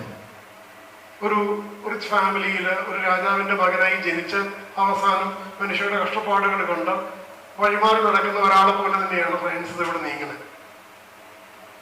ഫ്രാൻസിസ് ബുദ്ധനെ കുറിച്ച് അറിഞ്ഞിട്ടില്ല. പക്ഷെ എങ്കിൽ പോലും ഈ നോവലിനകത്ത് ഇദ്ദേഹം ആ കൺസെപ്റ്റ് കൊണ്ടുവന്നിട്ടുണ്ട്. പ്ലസ് ഒരു കാര്യം കൂടിയുണ്ട്, ജലാലുദ്ദീൻ റൂമി ഏതാണ്ട് സമകാലീനരാണ് അവര്. മിസ്റ്റിസിസം എന്ന് പറയുന്ന ഒരു സംഭവമുണ്ട്. ആത്മീയതയോട് അടുത്ത് നിൽക്കുന്ന ഒരു രീതിയാണല്ലോ മിസ്റ്റിസിസം. ഇതിനകത്ത് ശരിക്കും പറഞ്ഞിട്ടുണ്ടെങ്കിൽ നമ്മുടെ സെയിന്റ് ഫ്രാൻസിസിനെയും ഒരു മിസ്റ്റിക് ആയിട്ട് തന്നെ കാണുന്നത്. ആക്ച്വലി സെയിന്റ് ഫ്രാൻസിസ് മിസ്റ്റിക്കാണ്. ആ വാക്ക് ഉപയോഗിക്കുന്നില്ല എന്നേ ഉള്ളൂ. പക്ഷെ അദ്ദേഹം ഒരു മിസ്റ്റിക്കാണ്. കാരണം മറ്റുള്ളവർ നടക്കുന്ന സ്ഥിരം നടപ്പുവഴികളിൽ നിന്ന് മാറി നടക്കുന്ന ആത്മീയ സ്പർശന രീതികളാണ് ഒരു മിസ്റ്റിക്ക് ഫോളോ ചെയ്യുന്നത്. അപ്പൊ ഈ രണ്ട് കാര്യങ്ങളിലാണ് ശരിക്കും കസൻ സൈക്കസ് വ്യത്യാസങ്ങൾ വരുത്തിയേക്കുന്നത്. ആ വ്യത്യാസങ്ങൾ ശരിക്കും ഉള്ള വ്യത്യാസങ്ങൾ തന്നെയായിരിക്കണം. പ്ലസ് അതോടൊപ്പം ഉള്ളത് ഇദ്ദേഹത്തിന്റെ സിസ്റ്റർ എന്ന് വിളിക്കുന്ന പ്ലാൻ, അവരായിട്ടുള്ള ഭയങ്കര കടുത്ത അടുപ്പം എന്ന് പറഞ്ഞാൽ ആത്മീയതയുടെ അടുപ്പം, അതും ഇതിനകത്ത് വരുന്നുണ്ട്. അച്ഛൻ പറഞ്ഞ സിനിമയില് ഇതാണ് ഈ പറയുന്ന ബ്രദറും സിസ്റ്ററായിട്ട് വരുന്നത്. ഈ കാര്യങ്ങളും ഇതിനകത്ത് പ്രോപ്പറായിട്ട് റിവീൽ ചെയ്യപ്പെടുന്നുണ്ട്. ഒക്കെ ഉണ്ട്, എല്ലാം ഉണ്ട്, എല്ലാം ഉണ്ട്. കാരണം ഇദ്ദേഹം നമ്മളുടെ മനുഷ്യരുടെ പ്രത്യേകിച്ച് ഉണ്ടായ കാര്യം ഇതാണ്. യൂറോപ്യൻസ് പൊതുവെ കണ്ടത് നമ്മുടെ ഇന്ത്യക്കാർക്ക് ഇത് അങ്ങനെ ഇല്ല. നമ്മള് മറ്റുള്ള ജീവികളെയും നമ്മളൊപ്പം തന്നെയാണ് കാണുന്നത്. ഇന്ന് നമ്മൾ പത്രം തുറക്കുമ്പോൾ കാണുന്നത് ആന ഇന്നാളെ ചവിട്ടിക്കൊന്നു, കടുവ ഇന്നാളെ കൊന്നു, ഇതാ കാണുന്നത്. ശരിക്കും പറഞ്ഞാല് നമ്മള് ഈ രീതിയോട് വളരെ ഇണങ്ങി ജീവിച്ചിരുന്നവരാണ്. ഇത് ഇതിന്റെ ഒരു ഭാഗമാണ്. സർവൈവലിന് വേണ്ടി നമ്മൾ ചെയ്യുന്ന പോലെ അവരും ചെയ്യുന്നത് അവർക്കും ചെയ്യാനുള്ള അവകാശം ഉണ്ടെന്നുള്ള തിരിച്ചറിവാണ്. പക്ഷെ എന്നാൽ യൂറോപ്യൻ രീതികളിൽ ഇത് വരുന്നില്ല. അതിനകത്ത് ആദ്യം ഇത് കൊണ്ടുവരുന്നത് ശരിക്കും പറഞ്ഞാല് സെയിന്റ് ഫ്രാൻസിസ് ആണ്. ഈ പറയുന്ന മറ്റുള്ള ജീവികളെയും ഈവൻ ചെന്നായെ പോലും എന്റെ സഹോദരനോ സുഹൃത്തുമായിട്ട് കാണാനായിട്ട് തയ്യാറാവുന്ന ആളാണ്. ഇതൊക്കെയാണ് നോവലിൽ റിവീൽ ചെയ്യപ്പെടുന്നത്. ഒറ്റ ആളാണ്. പകരം പലപ്പോഴും ഉണ്ടായിരുന്നതാണ് ക്രിസ്ത്യാനിറ്റിയിൽ വന്നുപോയ ഏറ്റവും വലിയ അപജയം. ദൈവം നമ്മുടെ മാത്രം പിതാവാണ് എന്നുള്ള ധാരണയിലാണ് തെറ്റുകൾ പറ്റിയത്. ഈ തെറ്റിനെ തിരുത്താനുള്ള ശ്രമമാണ് സെയിന്റ് ഫ്രാൻസിസിന്റെ. അവിടെയാണ് എനിക്ക് സെയിന്റ് ഫ്രാൻസിസ് പ്രിയപ്പെട്ടവനാവുന്നത്.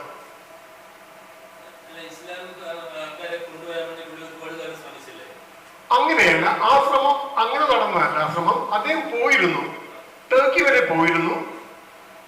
പോയി സംസാരിച്ചു, തിരിച്ചു വന്നു.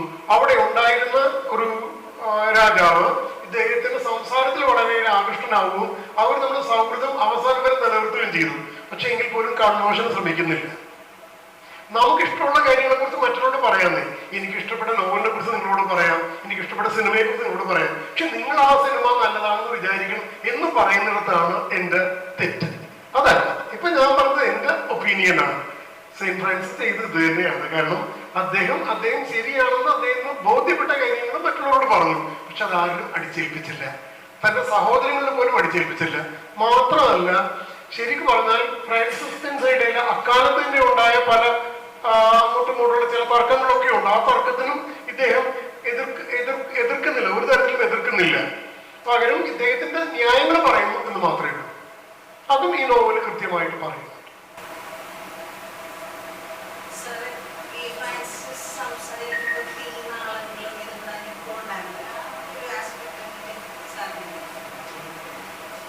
ഇതിനകത്തുള്ള കാര്യം ഞാൻ പറഞ്ഞല്ലോ, ഒരു മിസ്റ്റിക് എന്ന് പറയാൻ നേരത്ത് ആ മിസ്റ്റിക് ശരിക്കും പറഞ്ഞ ഒരു സ്വപ്ന ജീവിയാണ്. അത് ശരിക്ക് ഉയർന്ന തീ തന്നെ ആവണമെന്നില്ല. അത് ചിലപ്പോ അദ്ദേഹം പുറത്തു വരുന്ന എന്താ പറയുക, അദ്ദേഹത്തിന്റെ ചിന്തയുടെ ഒക്കെ ആയിരിക്കാം. അതിന്റെ ഒരു ഭാഗമായിട്ടായിരിക്കണം അത്. അല്ലാതെ അത് ശരിക്കുള്ള റിയൽ ഫയർ ആവാൻ സാധ്യതയില്ല. അത് ഈ മിസ്റ്റിക്കുകൾക്ക് ഈ പറയുന്ന പ്രശ്നമുണ്ട്, മിസ്റ്റിക്കുകൾ. അതുകൊണ്ടാണ് ഞാൻ ആ വാക്ക് ഉപയോഗിച്ചത്, മിസ്റ്റിക് എന്നുള്ളത്. എനിക്കിഷ്ടമാണ് സെയിന്റ് ഫ്രാൻസിസ് ഒരു മിസ്റ്റിക്കായിട്ട് കാണാൻ. നമുക്ക് ക്രിസ്ത്യാനിറ്റിയിൽ പൊതുവെ മിസ്റ്റിക്കുകൾ അധികം ഇല്ല. പിൽക്കാലത്ത് കുറച്ചൊക്കെ വന്നു, പക്ഷെ ഇദ്ദേഹം ഒരു റിയൽ മിസ്റ്റിക്കാണ്. അതുകൊണ്ട് തന്നെ സ്വപ്നജീവി കൂടെയാണ് സെയിന്റ് ഫ്രാൻസിസ്. പറഞ്ഞത് ഇഷ്ടപ്പെടുമോന്ന് എനിക്കറിയില്ല, ഞാൻ പറഞ്ഞു. ഉണ്ട്, ഉറപ്പായും ഉണ്ടോ. പിന്നെ എന്ത് പറയണമെന്നും എങ്ങനെ പറയണമെന്നും ഇദ്ദേഹത്തിന് കൃത്യമായിട്ട് അറിയാം. ഇദ്ദേഹത്തെ ഫോളോ ചെയ്യുന്നവരും അത് തന്നെയാണ് ചെയ്തത്. മാത്രമല്ല, അക്കാലത്തുണ്ടായ പല സഭകളിൽ നിന്നുള്ളൊരു വ്യത്യാസം ഇതാണ്. ഇദ്ദേഹം പോലും സംസാരിക്കുമ്പോൾ വരുന്ന വ്യത്യാസം നിങ്ങൾക്ക് മനസ്സിലാവുന്നുണ്ടാവുമല്ലോ. സാധാരണ അച്ഛൻ സംസാരിക്കുന്ന പോലെയല്ല അദ്ദേഹം പറയുന്നത്. ഈ വ്യത്യാസം ഫ്രാൻസിസിന്റെ ഇടയ്ക്ക് വളരെ കോമൺ ആണ്. അത് സെയിന്റ് ഫ്രാൻസിസിന്റെ കാലത്ത് പ്രൊമോട്ട് ചെയ്യപ്പെട്ടിരുന്നു, അല്ലാതെ വായടപ്പിക്കുന്ന രീതിയല്ല, അനുസരിപ്പിക്കുന്ന രീതിയല്ല. അത് ഈ നോവൽ വളരെ ഭംഗിയായിട്ട് പറയുന്നുണ്ട്.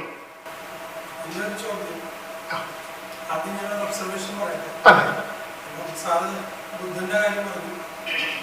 പല ചരിത്രത്തിൽ പലയിടത്തും ഇതുപോലെ സമ്പന്നമായ അന്തരീക്ഷത്തിൽ വളർന്നു വന്നിട്ടുള്ള ഒരാള് ഒരു പ്രത്യേക നിമിഷത്തിൽ ആ ജീവിതത്തോട് കലഹിക്കുകയും പിന്നീട് അതിൽ നിന്ന് വിഭിന്നമായ ഒരു മഹത്വത്തിലേക്ക് കയറിപ്പോകുന്നത് കാണുന്നതാണ് ബുദ്ധന്റെ ജീവിതത്തിലായാലും ഫ്രാൻസിസ് അസിസിയിലും. അതുപോലെ തന്നെ Francis Thompson hound of heaven എന്ന കവിത എഴുതിയ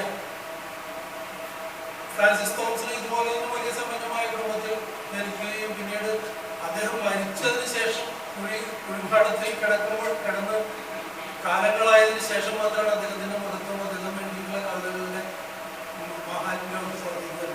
ജസ്റ്റ് ഒരു ഒബ്സർവേഷൻ പറഞ്ഞതേ. എന്റെ ചോദ്യം, അസന്തസാക്കിസ് the last temptation of Christ എഴുതിയാണ്. അതിനകത്ത് ടെംപ്റ്റേഷന്റെ ഒരു പോയിന്റ്, ആ ടെംപ്റ്റേഷൻ പോലെ തന്നെ ഇവിടെയും അസീസിയുടെ ജീവിതത്തിൽ അസീസിയും ഫ്രാൻസിസും ക്ലെയറും തമ്മിലുള്ള ആ ജീവിതത്തിലും ഒരു ടെംപ്റ്റേഷന്റെ പിക്ചർ കൊണ്ടുവരുവാനും അതിന്റെ ഒരു ഇന്റൻസിറ്റിയിൽ വന്നതിന് ശേഷം അതിനെ ഓവർകം ചെയ്യുന്ന രീതിയിലേക്ക് വളരുവാനും സ്പിരിച്വാലിറ്റിയിൽ വളരുവാനും സാധിക്കുന്ന ഒരു അസീസിയെ ഫ്രാൻസിസ് അസീസിയെ അദ്ദേഹം അവതരിപ്പിക്കുന്നുണ്ടല്ലോ. അപ്പൊ അതിന്റെ ഈ ടെംപ്റ്റേഷൻ അങ്ങനെ കൊണ്ടുവന്നിരിക്കുന്ന ആ നോവലിന്റെ ഫിക്ഷന്റെ ഒരു അക്സെപ്റ്റൻസിന് വേണ്ടിയോ അല്ലെങ്കിൽ പ്രത്യേകിച്ചും ഇവരുടെ പ്രായം നോക്കുമ്പോൾ ഫ്രാൻസിസും ക്ലെയറും തമ്മിൽ ക്ലെയറിന് 18 വയസ്സുള്ളപ്പോഴാണ് ഫ്രാൻസിസിന്റെ ഫോളോവറായിട്ട് മാറുന്നതും ഫ്രാൻസിസ് വീട്ടിൽ നിന്ന് പുറത്തേക്ക് ഇറങ്ങിയിട്ട് ഫ്രാൻസിസിന്റെ അടുത്ത് വന്നിട്ട് താമസിക്കാനും അതുകഴിഞ്ഞ് താമസിക്കാൻ വേണ്ടി കൊണ്ടുപോയി ചേർക്കുകയും അങ്ങനെയുള്ള കാര്യങ്ങളാണ്. അവര് തമ്മിൽ 12 വയസ്സിന്റെ ഡിഫറൻസേ ഉള്ളൂ. അപ്പൊ അവിടെ സാധ്യതയുള്ള ഒരു മാനസിക വ്യാപാരം ഇദ്ദേഹം ഫിക്ഷനായിട്ട് ഉണ്ടാക്കിയിട്ട് അതിനകത്ത് നോവലിന്റെ തലങ്ങള് പുതിയ തലങ്ങളിലേക്ക് ഉയർത്താൻ വേണ്ടിയിട്ട് പരിശ്രമിച്ചതായിരിക്കില്ലേ എന്നുള്ളതാണ് എന്റെ ചോദ്യം. നോക്കുക, ഇവിടെ അദ്ദേഹം ചോദിച്ചത് വളരെ കൃത്യമായ കാര്യമാണ്. ഈ പറയുന്ന പ്രശ്നം ഏത് മനുഷ്യനാണ് ഉണ്ടാവാത്തത്? ക്രിസ്തുവിന് പോലും ഉണ്ടായിട്ടില്ല എന്ന് പറയുന്നത് സത്യമല്ല.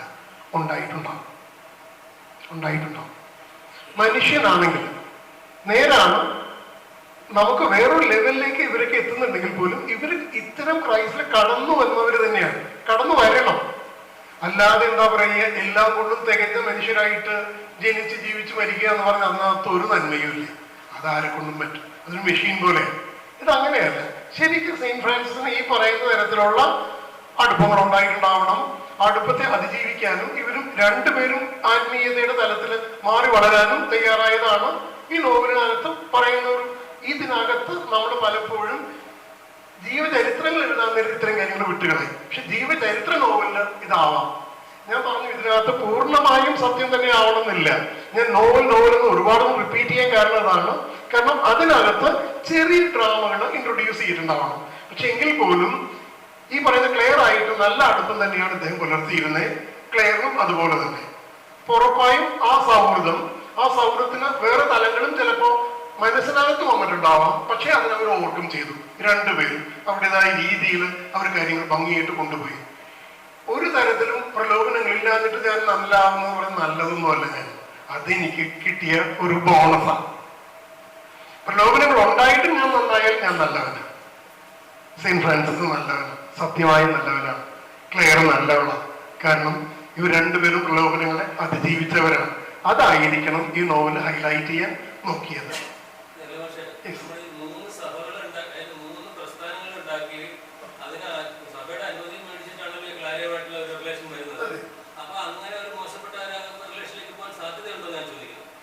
ഞാനിത് മോശപ്പെട്ടതെന്ന് പറഞ്ഞില്ല കേട്ടോ. അത് ആദ്യം അറിയണം. ഒരു സ്ത്രീ പുരുഷൻ അറിയുന്നത് മോശമല്ല. എങ്കിൽ ഞാൻ തെറ്റുകാരനാണ്. അതെ, ക്രിസ്തുവിന് പോലും മാർത്തയോടും മറിയത്തോടും ഉണ്ടായിരുന്ന അടുപ്പം ശരിക്കും അടുപ്പം തന്നെയാണ്. അടുപ്പമാണ്, ഇല്ലെന്ന് പറഞ്ഞിട്ട് കാര്യമില്ല. അപ്പൊ ഈ പറയുന്ന കാര്യം അത് തെറ്റ് ശരിയൊന്നുമല്ല. മാനുഷികമായ ഒരു ലെവലിലൂടെ കടന്നു വന്ന് ആത്മീയതയുടെ ഉയർന്ന തലത്തിലെത്തുക എന്നുള്ളതാണ് സെന്റ് ഫ്രാൻസിസ് ചെയ്തത്. അദ്ദേഹത്തെ വിശുദ്ധനായി പ്രഖ്യാപിച്ചില്ലെങ്കിൽ പോലും അദ്ദേഹം വിശുദ്ധൻ തന്നെയാണ്, ഉറപ്പായി. നമ്മൾ വായിച്ചു കേട്ട അല്ലെങ്കിൽ നമ്മൾ അറിഞ്ഞേക്കുന്ന ഈ ഫ്രാൻസിസ് ചെറുപ്പകാലം ഭയങ്കര ധാരാളിയായിട്ട് ജീവിക്കുകയും ഭയങ്കര സമ്പന്ന കുടുംബത്തിൽ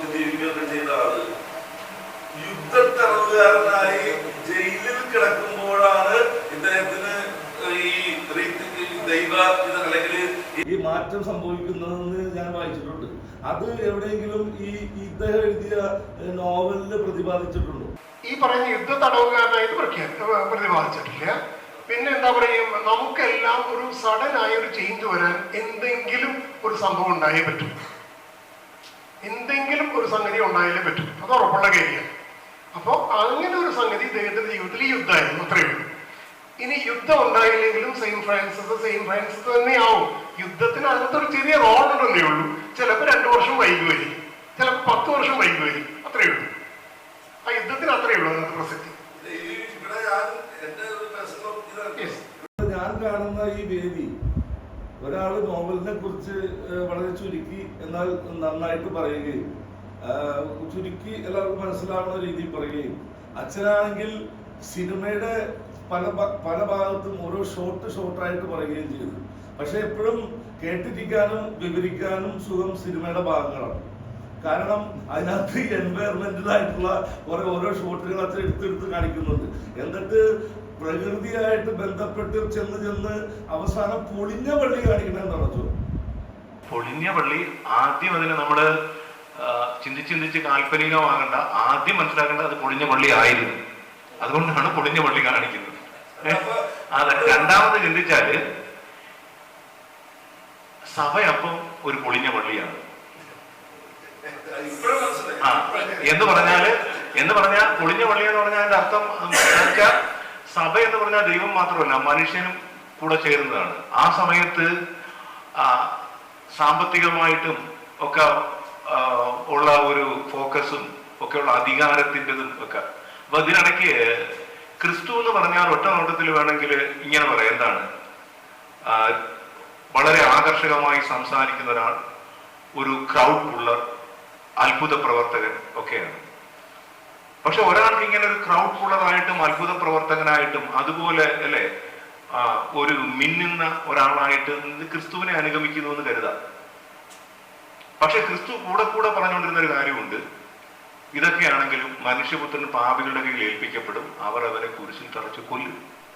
അതിന് 1 വട്ടം പ്രവചിച്ചു, 2 വട്ടം പ്രവചിച്ചു, 3-ാമതും പ്രവചിച്ചു എന്ന് പറഞ്ഞാൽ ഇറ്റ് ഈസ് എ കണ്ടിന്യൂസ് ഒരു അണ്ടർസ്റ്റാൻഡിങ് ആണ്. അപ്പൊ ഇവിടെ ഫ്രാൻസിസ് എല്ലാവരും ക്രിസ്തുവിനെ അനുഗമിക്കുന്നു എന്ന് പറയുമ്പോൾ ക്രിസ്തുവിന്റെ ഏതെങ്കിലും ഒരു പോർഷൻ അനുഗമിച്ചാലും ക്രിസ്തുവിനെയാന്ന് പറയാം വേണമെങ്കിൽ. പക്ഷെ ഫ്രാൻസിസ് പറയുന്ന I follow the poor humble crucified Christ, ഞാൻ ദരിദ്രനും വിനീതനും ക്രൂശിതനുമായ ക്രിസ്തുവിനെ അനുഗമിക്കുന്നു എന്ന് പറഞ്ഞാൽ സഭയിലെ തന്നെ ഒരു റിന്യൂവലിന് കാരണമാകുന്ന ഒരാളായിട്ട് മാറുന്നു. അപ്പം അതിലേക്ക് ആ ക്രൂശിതനായ ഈശോയിലേക്ക് എല്ലാവരെയും കൊണ്ട് ചെല്ലുന്നു. ആ പള്ളിയിൽ പിന്നെ കാണുന്നത്, ആദ്യം ഇവര് ഞായറാഴ്ച പൊയ്ക്കൊണ്ടിരിക്കുന്ന പള്ളിയിൽ പാവപ്പെട്ടവർ പുറത്താണ്, രോഗികളൊക്കെ, അല്ലെങ്കിൽ ഏറ്റവും പിന്നിലാണ്. ഫ്രാൻസിസ് കുർബാനക്കിടയ്ക്ക് നോക്കിയിട്ട് ആ കുർബാന ചൊല്ലുന്ന അച്ഛനെ കാണുന്നു, തന്നെ വസ്ത്രം കണ്ടിട്ട് അദ്ദേഹത്തിന് ശ്വാസം മുട്ടുന്നു, അപ്പനെ കാണുന്നു, പുറകിൽ പാവപ്പെട്ട, എന്നിട്ട് ആ കുർബാന മധ്യേ നോ എന്ന് ഒച്ചത്തിൽ വിളിക്കുന്ന എന്ന് പറഞ്ഞാൽ ഇതല്ല.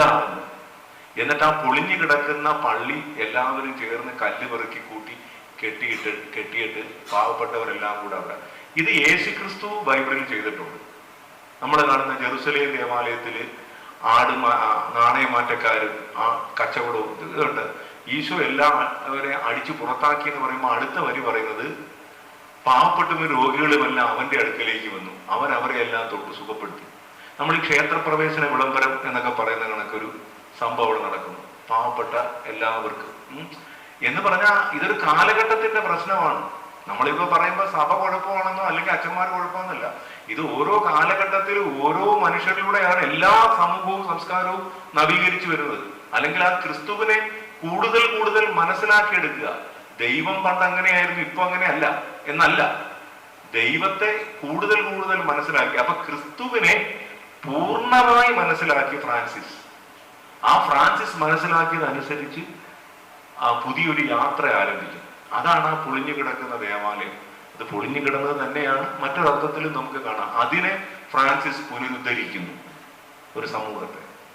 ഇതിനോട് ചേർത്ത് വെച്ചിട്ട് അച്ഛൻ പറയുകയുണ്ടായി, വർഷം തോറും ജെറുസലേം ദേവാലയത്തില് ഈ പെരുന്നാൾ കൂടാനായിട്ട് ഇവരെല്ലാവരും പോകാറുണ്ടായിരുന്നു. ആ പെരുന്നാൾ കൂടി തിരിച്ചു വന്ന് 1 ദിവസം 2 ദിവസത്തെ യാത്ര കഴിഞ്ഞിട്ടാണ് ക്രിസ്തുവിനെ യേശുവിനെ കാണാറുള്ളത്. തിരിച്ചു ചെന്ന് അന്വേഷിച്ചപ്പോൾ വലിയ ആളുകളായിട്ട് തർക്കിച്ചുകൊണ്ടിരിക്കുന്നതാണ്. അപ്പോൾ നിന്റെ അപ്പനും ഞാനും നിന്നെ കാണാതെ എത്ര വേദനിച്ചു എന്ന് ചോദിക്കുന്നു. അത് ഇവിടെ കൂട്ടിച്ചേർത്തിട്ട് എന്താണ് അച്ഛൻ ഉദ്ദേശിച്ചത്? അത് കൂടാണ്ട് ഒന്നുകൂടി അതിനുശേഷം പിന്നെ ഭാഗ്യപ്പെട്ട അല്ലെങ്കിൽ നീതിമാനായ ഔസേപ്പ് പിതാവിനെ കണ്ടിട്ടില്ല എന്നുള്ളത്. അതെ, ആദ്യം അതിലോട്ട് വരാം. അതായത് അവിടെ യേശുക്രിസ്തു മാതാവ് പറഞ്ഞു, മോനെ നോക്ക്, നിന്റെ അപ്പനും ഞാനും എവിടെയെല്ലാം എന്നെ അന്വേഷിച്ചു. അപ്പൊ യേശുക്രിസ്തുവിനും നമുക്കും എല്ലാം ബാധകമായ ഒരു സത്യത്തെ കുറിച്ച് ഈശോ പറയാണ്, ഞാൻ എൻ്റെ അപ്പന്റെ കാര്യങ്ങളിൽ വ്യാപൃതനാകേണ്ടവനല്ലയോ എന്ന് പറഞ്ഞാൽ ഐ ഹാവ് എ ഫാദർ. ഞാൻ ഈ സകലതും സൃഷ്ടിച്ചു എന്ന് നിങ്ങൾ പറയുന്ന ആ സൃഷ്ടികർത്താവായ ദൈവമാണ് എൻ്റെ അപ്പൻ. ഈ ഭൂമിയിലുള്ളതെല്ലാം ദൈവം ഏൽപ്പിച്ചിരിക്കുന്നതാണ്. ഏദൻ തോട്ടം നോക്കാൻ ഏൽപ്പിച്ചതുപോലെ എന്നെ നോക്കാൻ എൻ്റെ അപ്പൻ നിങ്ങളെ ഏൽപ്പിച്ചതാണ്. എനിക്കൊരു അപ്പനുണ്ട്. ഇതൊരു കൃത്യമായ സ്പിരിച്വാലിറ്റിയാണ്. നമ്മളിപ്പോ സാധാരണ സ്പിരിച്വാലിറ്റി എന്ന് പറയുന്ന സ്പിരിച്വാലിറ്റി അല്ല, ഇപ്പൊ ഐൻസ്റ്റീൻ്റെ അല്ലേ കോസ്മോളജിക്കൽ ഗോഡ് എന്നൊക്കെ പറയുന്നത് പറഞ്ഞാൽ സകലതും സൃഷ്ടിച്ച ദൈവമുണ്ട്, ഒരു പർപ്പസ്ഫുൾ ക്രിയേഷൻ, അതിന് പിന്നിൽ ഒരു ദൈവം ഉണ്ടെന്നൊക്കെ പറഞ്ഞിട്ട് കാര്യമില്ല. അല്ലെങ്കിൽ ദൈവം എവിടെയോ ഉണ്ടെന്നും പറഞ്ഞിട്ടും കാര്യമില്ല. അതും എത്തീസൊക്കെ ഒരുപോലാണ്. ഒരാൾ ദൈവം ഇല്ലെന്ന് പറയുന്നതും ഒരു വിശ്വാസിയാണെന്ന് പറയുന്ന ആൾ എവിടെയോ ദൈവം ഉണ്ടെന്ന് പറയുന്നത് തമ്മിൽ എന്താ വ്യത്യാസം? പക്ഷേ ഈ ഉണ്ടെന്ന് പറയുന്ന ദൈവം is so close to me. He is my father and I am his son. Inseparable relationship. അവിടെ തുടങ്ങിയാൽ പിന്നെ ഈശോ പിന്നെ പറയുന്ന കാര്യങ്ങളൊക്കെ കേട്ട് കഴിഞ്ഞാൽ കൂടുതൽ ആഴങ്ങളിലേക്ക് പോകും. എന്താണ്? എൻ്റെ പിതാവിൽ നിന്ന് കേട്ടതല്ലാതെ ഞാൻ നിങ്ങളോട് ഒന്നും പറഞ്ഞിട്ടില്ല. എൻ്റെ പിതാവ് ചെയ്ത് കണ്ടതല്ലാതെ ഞാൻ ഒന്നും ചെയ്തിട്ടില്ല. എൻ്റെ പിതാവ് എപ്പോഴും പ്രവർത്തന നിരതനാണ്, ഞാനും പ്രവർത്തന നിരതനാണ്. പറഞ്ഞ് അവസാനം പറഞ്ഞു, ഞാനും എൻ്റെ പിതാവും ഒന്നാണ്. അത്രയ്ക്ക് ഒരു ഇൻസെപ്പറബിൾ റിലേഷൻഷിപ്പിൽ നിൽക്കുന്ന ഒരു അപ്പനും മകന്റെയും കഥയാണിത് മൊത്തം. ആ റിലേഷൻഷിപ്പിന്റെ ഔട്ട്കമാണ് ഈശോ പറഞ്ഞതും ചെയ്തതുമല്ല. പക്ഷെ നമ്മൾ ഫോക്കസ് ചെയ്യുന്നത് ഈശോ പറഞ്ഞതും ചെയ്തതുമായ കാര്യങ്ങളാണ്. പക്ഷെ അതിന്റെ ഉത്ഭവം അവിടെയാണ്. ഈ ഒരു ഡിസ്കവറി ഇതേ ദൈവാത്മാവ് നയിക്കുന്ന എല്ലാവരുടെയും ജീവിതത്തിൽ സംഭവിക്കും, അല്ലെങ്കിൽ സംഭവിക്കേണ്ടത് തന്നെയാണ്. അത് ഫ്രാൻസിസിലും കൃത്യമായ ഒരു സമയത്ത് അല്ലെങ്കിൽ നിശ്ചിതമായ സമയത്ത് സംഭവിച്ചു.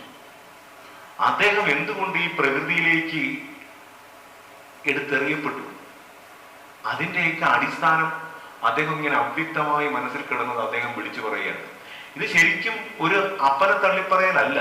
നമ്മൾ വീട്ടിൽ വഴക്കൂടിയിട്ട് പിള്ളേർ പറയുന്നു നിങ്ങൾ എൻ്റെ അപ്പനല്ല അമ്മയല്ല എന്നൊക്കെ പറയുമ്പോൾ വേറൊരു അപ്പനെ കുറിച്ചൊന്നും പറയുന്നില്ല. ഇതൊരു ഡിസ്കവറിയാണ്. ക്രിസ്തു എന്താണോ ഡിസ്കവർ ചെയ്ത് അത് ഫ്രാൻസിസ് ഡിസ്കവർ ചെയ്യുന്നു. എനിക്കൊരു പിതാവുണ്ട്, സ്വർഗസ്ഥനായ പിതാവ്. ഇത് എല്ലാവരുടെയും ജീവിതത്തിൽ ഉണ്ടാകേണ്ട ഒരു ഡിസ്കവറിയാണ്. അതാണ് ഞാൻ അത് രണ്ടും കൂടെ ബന്ധപ്പെടുത്തിയത്. പിന്നെ ജോസഫിനെ തന്നെ കണ്ടിട്ടില്ല എന്ന് പറഞ്ഞാൽ ഞാൻ പറഞ്ഞതിന്റെ അർത്ഥം,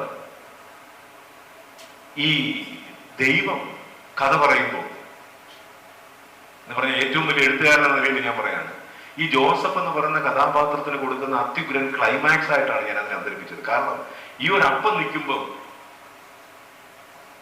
ഞാൻ എൻ്റെ അപ്പന്റെ കാര്യങ്ങളിൽ അല്ലേ എന്ന് പറഞ്ഞു കഴിഞ്ഞാൽ ഭൂമിയിലെ എല്ലാ അപ്പന്മാരും മാഞ്ഞു പോകണമെന്നുള്ളത്. അങ്ങനെ സൂചിപ്പിക്കുന്നത് പോലെ പിന്നെ ഈ അപ്പനോടെ പ്രസക്തി ഇല്ലാത്തതുപോലെ എന്ന് പറഞ്ഞാൽ അദ്ദേഹത്തിന് എന്തെങ്കിലും കുറവുള്ളതല്ല, എത്താവുന്നതിന്റെ പരമാവധി ദൂരത്തിലെത്തി. പിന്നെ ആ അപ്പൻ എന്താ ചിന്തിക്കുന്നത്? He has found the truth അല്ലേ? പിന്നെ ഈ അപ്പനെ ഇങ്ങനെ എന്തിനാണ് ഈ മകനെ നയിച്ചുകൊണ്ടിരിക്കുന്നത്? നമ്മളെല്ലാവരും ഈ ഭൂമിയിൽ ഓരോരുത്തരും നയിച്ചുകൊണ്ടിരിക്കേണ്ടി വരുന്നത് നമുക്കൊരു അപ്പനെ കണ്ടെത്താൻ പറ്റാത്തതുകൊണ്ട് ഒരു അപ്പൻ നമ്മളെ നയിച്ചു തുടങ്ങാത്തത് കൊണ്ടുമാണ്. അപ്പൊ അതുകൊണ്ട് that character should be silent. അങ്ങനെ ബൈബിൾ അതിനെ വിട്ടിരിക്കുന്നു എന്ന് എന്റെ മനസ്സിൽ തോന്നിയത് ഞാൻ പറഞ്ഞതാണ്. അതെ അതെ, മറിയത്തെ കുറിച്ചും പറയുന്ന അവളത് ഹൃദയത്തിൽ സംഗ്രഹിച്ചു എന്ന് പറഞ്ഞാൽ she understood it very clearly. അവനൊരു അപ്പനുണ്ട് എന്ന് പറഞ്ഞാൽ ഇവർക്കും അറിയാവുന്ന കാര്യങ്ങളാണ്, ഇവർക്കും ഒക്കെ ഉണ്ട് ഒരു അപ്പൻ. അത് ഈ 12-ാം വയസ്സിൽ എൻ്റെ മകൻ കണ്ടുപിടിച്ചു. അത് വിധവയുടെ ചില്ലിക്ക. ദരിദ്രൻ എന്ന് പറഞ്ഞാൽ ബൈബിൾ പറയുന്നത് ഒന്നും കോൺട്രിബ്യൂട്ട് ചെയ്യാനില്ലാത്ത ആൾ എന്ന അർത്ഥത്തിലല്ല. അതാണ് വിധവയുടെ ചില്ലിക്കാശ് എന്ന് പറഞ്ഞാൽ. അവൾക്കുള്ളതല്ല, അവൾക്കൊന്നുമില്ല. അവസാനമുള്ളത് അവളുടെ ലൈഫാണ്. ആ ലൈഫിന്റെ പ്രതീകമാണത്. അവൾക്കൊന്നുമില്ല. അപ്പൊ ദരിദ്രൻ എന്ന് പറഞ്ഞാൽ ഒന്നും കോൺട്രിബ്യൂട്ട് ചെയ്യാനില്ലാത്ത ആളോ കാശില്ലാത്ത ആളോ ഒന്നുമല്ല. ഇല്ലായ്മകളോട് പൊരുത്തപ്പെടുന്ന ഒരാള്. ആ ഇല്ലായ്മകൾ കൊണ്ട് തന്നെ ജീവിതം കൊടുക്കാൻ പറ്റുന്ന ആൾ. അതിന് ഒരുപാട് വ്യാപ്തിയുണ്ട്. ആ ദാരിദ്ര്യത്തെ കുറിച്ചൊക്കെ പറഞ്ഞിട്ടുണ്ട്. അപ്പൊ നമ്മൾ പറഞ്ഞ നിസ്സാരമായ കാര്യം, ഇപ്പം പലരും ചോദിച്ച കാര്യം, ഇപ്പൊ ഫ്രാൻസിസ് അസീസി ജയിലിൽ കിടന്നെന്നൊക്കെ പറഞ്ഞല്ലോ. ആ സമയത്ത് ഉണ്ടായ വെളിപാട് എന്ന് പറയുമ്പം അത് ചിലർ ജയിലിൽ കിടന്നെന്നും പറയുന്നു. പക്ഷെ അദ്ദേഹം ഒരു സ്പൊളേറ്റോ എന്ന താഴ്വരയിൽ വിശ്രമിച്ചപ്പോ പനി പിടിച്ച് വിശ്രമിച്ചപ്പോ അദ്ദേഹത്തിന് സ്വപ്നമുണ്ടായി, യജമാനനെ സേവിക്കുന്നു, ഭൃത്യനെ സേവിക്കുന്നു ഉചിതം. അപ്പൊ യജമാനനെ എന്ന് പറഞ്ഞ് മടങ്ങി വന്നു എന്നൊക്കെ. ഈ ജയിലിൽ കിടക്കുന്ന അവസ്ഥയാണെങ്കിലും ചുമ്മാ ഒരു പനി പിടിക്കുന്ന അവസ്ഥയാണെങ്കിലും മനുഷ്യൻ അഹം കൊഴിഞ്ഞ് ഒന്നും ചെയ്യാൻ പറ്റാത്ത അവസ്ഥ. ഈ പടച്ചട്ടയും ഇട്ട് യുദ്ധത്തിന് പോകുന്ന ആൾക്ക് പനി പിടിച്ചാൽ മതി. ഈ പനിയെക്കുറിച്ച് നമുക്കറിയാവുന്നല്ലോ, ഏറ്റവും വരാവുന്ന ഏറ്റവും ചെറിയ അസുഖമാണ്. എന്താ പറയുന്നത്, മരുന്ന് കഴിച്ചാൽ ഒരാഴ്ച കൊണ്ട് മാറും, മരുന്ന് കഴിച്ചില്ലെങ്കിൽ 1 വീക്ക് എടുക്കും എന്ന് പറയുന്ന അത്രേ ഉള്ളൂ. പക്ഷെ ഒരു പനി മതിയല്ലോ നമ്മളെ വീഴ്ത്താൻ എന്ന് പറഞ്ഞാൽ ഈ അഹം കൊഴിഞ്ഞ അവസ്ഥയിലാണ് ദൈവം ഒരാളോട് അല്ലെങ്കിൽ ദൈവസ്വരം ഒരാൾ കേൾക്കുന്നത്. നമുക്കെല്ലാം ഉണ്ട്, നമ്മളാണ് എല്ലാത്തിൻ്റെതും എന്ന് ചിന്തിക്കുന്ന അവസ്ഥയിൽ നമ്മളൊരു റെവലേഷൻ നമുക്ക് ഉൾക്കൊള്ളാൻ പറ്റുന്നില്ല. ശരിക്കും അവിടെയാണ് ആ ദാരിദ്ര്യം അല്ലെ. അല്ലെങ്കിൽ ഒന്നുമില്ലാത്ത ഭിക്ഷക്കാരൻ, അത് ചുമ്മാ ഒരു തമാശയ്ക്ക് പറഞ്ഞ ഒരു ഭിക്ഷക്കാരൻ, അത് വേഗം മനസ്സിലാകാൻ വേണ്ടി പറഞ്ഞ ഒരു ഭിക്ഷക്കാരൻ ഒരു വീട്ടിൽ വന്ന് പറഞ്ഞ് എന്തെങ്കിലും തരണേന്ന് പറഞ്ഞു. ഒന്നും കഴിച്ചില്ലെന്ന് പറഞ്ഞു. ആ വീട്ടുകാരൻ 100 രൂപ കൊടുത്തു, പോയി എന്തെങ്കിലും വാങ്ങിച്ച് കഴിച്ചോളാം. ഈ കാശ് കൊണ്ട് അയാൾ ഗേറ്റിലെത്തിയപ്പം ആ വീട്ടുകാരൻ സിറ്റ് ഔട്ട് ചെയ്തെന്ന് പറഞ്ഞു, അതെ ഈ തന്ന കാശ് കൊണ്ടുപോയി എന്തെങ്കിലും വാങ്ങിച്ച് കഴിക്കണം, അല്ല ഇത് കൊണ്ടുപോയി വെള്ളം അടിക്കരുതെന്ന് പറഞ്ഞു. അപ്പൊ ആ ഭിക്ഷക്കാരൻ അവിടെ നിന്ന് പറഞ്ഞ്, അതെ കഷ്ടപ്പെട്ട് തെണ്ടി കിട്ടിയ കാശ് കൊണ്ട് എന്ത് ചെയ്യണമെന്ന് എനിക്കറിയാം, എന്നെ ആരും പഠിപ്പിക്കേണ്ട. അപ്പൊ ഒന്നുമില്ലാത്ത ഒരാള് കൈ കാശില്ലാത്തതുകൊണ്ട് ദരിദ്രനാകണമെന്നില്ല. എല്ലാം ഉണ്ടെങ്കിലും അഹം പോയ ഒരാളാണ്, അഹം കൊഴിഞ്ഞു പോയ അല്ലേ. ഒരാൾക്ക് കോടിക്കണക്കിന് കാശുണ്ടായാലും അയാൾക്ക് ദരിദ്രനാ. എന്താണ് ഈ കോടിക്കണക്കിന് കാശുമായിട്ട് നിൽക്കുന്ന എന്റെ ഇത്രയും നാൾ ഇടിച്ച ഹൃദയത്തിൽ ഒരു ഇടിപ്പ് പോലും ഞാൻ ഇടിപ്പിച്ചതല്ല എന്ന് കൃത്യം ബോധ്യമുണ്ടെങ്കിൽ അയാൾ ദരിദ്രനാണ്. അതും കൂടെ ചേർത്താണ് ഈ ദാരിദ്ര്യത്തെ ചിന്തിക്കുന്നത്.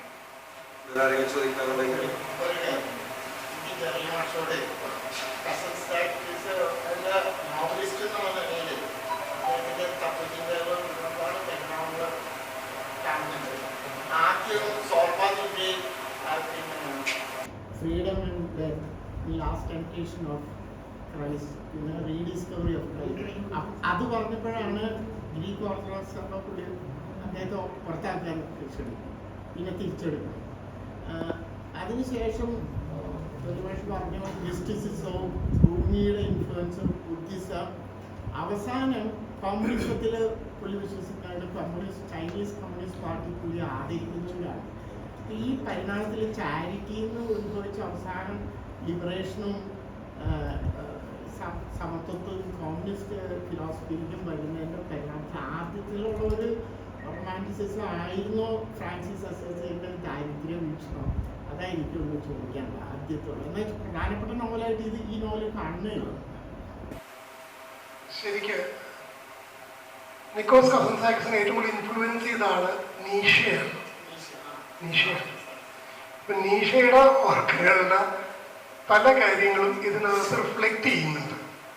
അദ്ദേഹം പറഞ്ഞ കുറെ കാര്യങ്ങൾ ഇതിനോട് നീഷയുടെ വർക്കുകളോട്, ഇപ്പൊ സരതുഷ്ട്ര എന്നൊക്കെ പറയുന്ന സരതുഷ്ട്ര മതത്തെക്കുറിച്ചുള്ള ഒരു ഡീറ്റെയിലിംഗ് അതിനകത്ത് കാണാം. സൊറാസ്റ്റർ എന്ന് പറയുന്ന നമ്മുടെ ഇവിടെ പാഴ്സികൾ എന്ന് പറയുന്നത് അവരുടെ മതമാണ് അല്ലേ. അപ്പോൾ ഈ പറയുന്ന തരത്തിലുള്ള ഒരുപാട് നീക്കങ്ങൾ ഇതിലൂടെ കടന്നുപോയാളാണ്. ഞാൻ പറഞ്ഞു നീഷ വല്ലാതെ ഇൻഫ്ലുവൻസ് ചെയ്തിട്ടുണ്ട് നിക്കോസ് കസൻസാക്കിസിന്. ആ ഇൻഫ്ലുവൻസ് ത്രൂ ഔട്ട് അദ്ദേഹത്തിന്റെ വർക്കിൽ കാണാം. ഇതോടൊപ്പം നമ്മൾ ഫേസ് ചെയ്യുന്ന കാര്യമാണ് നമ്മൾ ആരോടൊപ്പം നിൽക്കും, പ്രത്യേകിച്ച് പൊളിറ്റിക്കലി നമ്മൾ ആരോടൊപ്പം നിൽക്കും. അത് വല്ലാത്തൊരു കാര്യമാണ്. കാരണം നമ്മൾ ശരി എന്ന് കരുതുന്നത് എല്ലാ കാലത്തും ശരിയാവണമെന്നില്ല. ഇനി കസൻസാക്കിസിന് ഇനി കുറച്ചു കാലം കൂടി 74 വയസ്സ് വരെ പുള്ളി ജീവിച്ചത്. അതൊരു 80 വയസ്സ് വരെ നീണ്ടിരുന്നെങ്കിൽ ചിലപ്പോൾ ഇനി വേറൊരു ടേൺ ഓഫ് ചേഞ്ച് കൂടെ ഉണ്ടായേനെ. അത്രയേ ഉള്ളൂ അതിനകത്ത്. ഞാൻ കണ്ടെത്തിയത് ശരി എന്നുള്ള ഒരൊറ്റ വാശിയിൽ ജീവിതം കഴിച്ചു കൂട്ടിയ ആളല്ല കസിൻ സായിക്കസ്. കാരണം പുതിയത് കണ്ടെത്തുകയും അതിലേക്ക് മാറുകയും ചെയ്തുകൊണ്ടിരുന്ന ആളാണ്. അങ്ങനെ ഒരു നന്മ, അതിന് ഞാൻ നന്മ തന്നെയായിട്ടാണ് കാണുന്നത് കേട്ടോ. മറ്റത് പിടിവാശിയാണ്. ഇതാണ് ശരി, ഞാൻ ഈ പറയുന്നതാണ് ശരി, അങ്ങനെയല്ല. ഇദ്ദേഹത്തെ നോവലിലൂടെ കടന്നു പോകുമ്പോഴൊക്കെ കാണാം. എനിക്ക് തോന്നുന്നു ശരിക്കും കസിൻ സായിക്കസിന്റെ ശരിയായ ഒരു കഥാപരമായ കഥാപാത്രം ശരിക്കും സോർബാദ് ഗ്രീക്കില് സോർബൻ, ആ വ്യക്തി ഞാൻ ഇന്നേവരെ കാണാത്ത ഒരു കഥാപാത്രമാണ്. അങ്ങനെ ഒരു കൂട്ടുകാരൻ എനിക്കുണ്ടായെങ്കിൽ നന്നായിരുന്നു എന്ന് ഞാൻ എപ്പോഴും ഓർക്കും, സോർബ. പിന്നെ എനിക്ക് തോന്നുന്നു കസിൻ സായിക്കസിനുള്ളിലെ ആഗ്രഹമാണ് സോർബയായിട്ട് വരുന്നത്. അതിൽ എഴുതുന്ന ആള് കസിൻ സായിക്കസ് ആണ്. സോർബ അദ്ദേഹം ആഗ്രഹിച്ച ആത്മീയതയുടെ അതിന്റെ അപ്പുറത്തെ തലത്തിൽ നിൽക്കുന്ന എന്നാൽ ലൗകികനായ ഒരു വ്യക്തിയാണ് സോർബ. എനിക്ക് തോന്നുന്നു സോർബയോട് കൂടെ ചേർത്ത് വായിക്കായിരിക്കും നല്ലതെന്ന് തോന്നുന്നു കേട്ടോ.